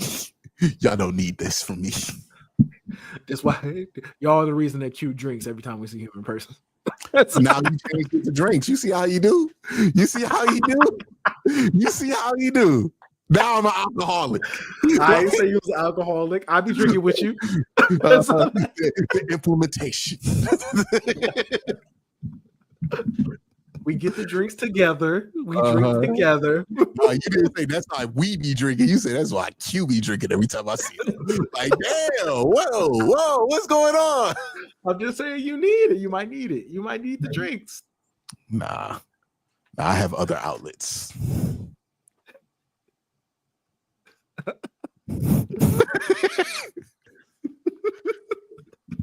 So it said Q and Colb University, please. Oh man, if we ever make it to a streamer university, just know we made it.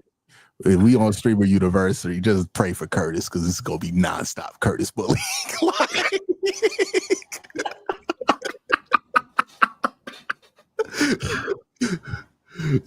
Curtis gonna kill us by the end of that fucking semester.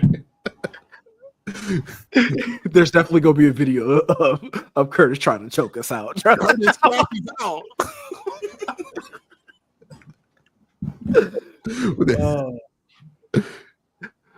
Curtis crashes out would be hilarious. No, that's not funny. Curtis crashes out. Curtis committing assault on one of his friends is not hilarious. Okay. Don't get me in trouble, man. Hey, go get that man sent to jail. Oh yeah. You know how hard it's gonna be for him to get a job because he choked you out. Why are you assuming it's gonna? It's gonna be you. Yes. It's gonna be why can't choke you out? You don't think he can choke you out? You don't think he can choke you out? Nah, you don't want to be talking about lotion and everything else. Nah, you gonna be the one. You a button pusher. You know what I mean? You see him on that edge, you like, how much further? Like, can we itch? Yeah. I see you on that edge, I leave him alone. I'm like,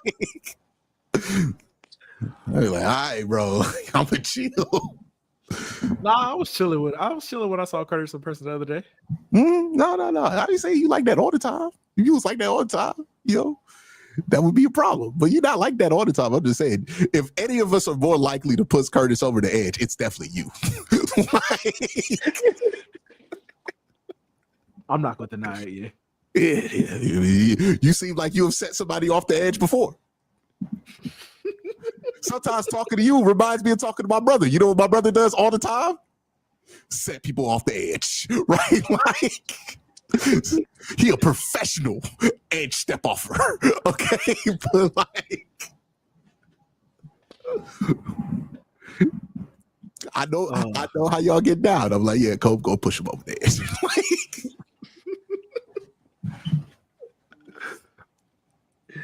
I'm not gonna lie. A stream of me running away from Curtis. The only thing that would save you is if Dabo showed up, because that's who's gonna get it at that point. I don't even think he would have to say anything. I just think he would just first opportunity. First take about Darius Garland that come out of Dabo. Curtis gonna be like, shut the fuck up. Adam is wild, by the way. I am not gonna repeat what was said in the chat. All right, Adam, 2 days off. 2 days off. 2 days off. Adam's taking the time out. Take a walk. That was ridiculous. That was wild. Well, what made you think that was appropriate? Oh, Adam, that was funny. I'm not gonna lie. No, this is cold. Proving my point yet again. Oh man. Oh Lord. Good God. The next one is a month. Okay. That was wild. That was insane, dog. That was out of pocket. Do your mama know you be out here talking like this on the internet? Oh man. I think that's a good place to end. Yeah, we done. Y'all have a great day. Bye.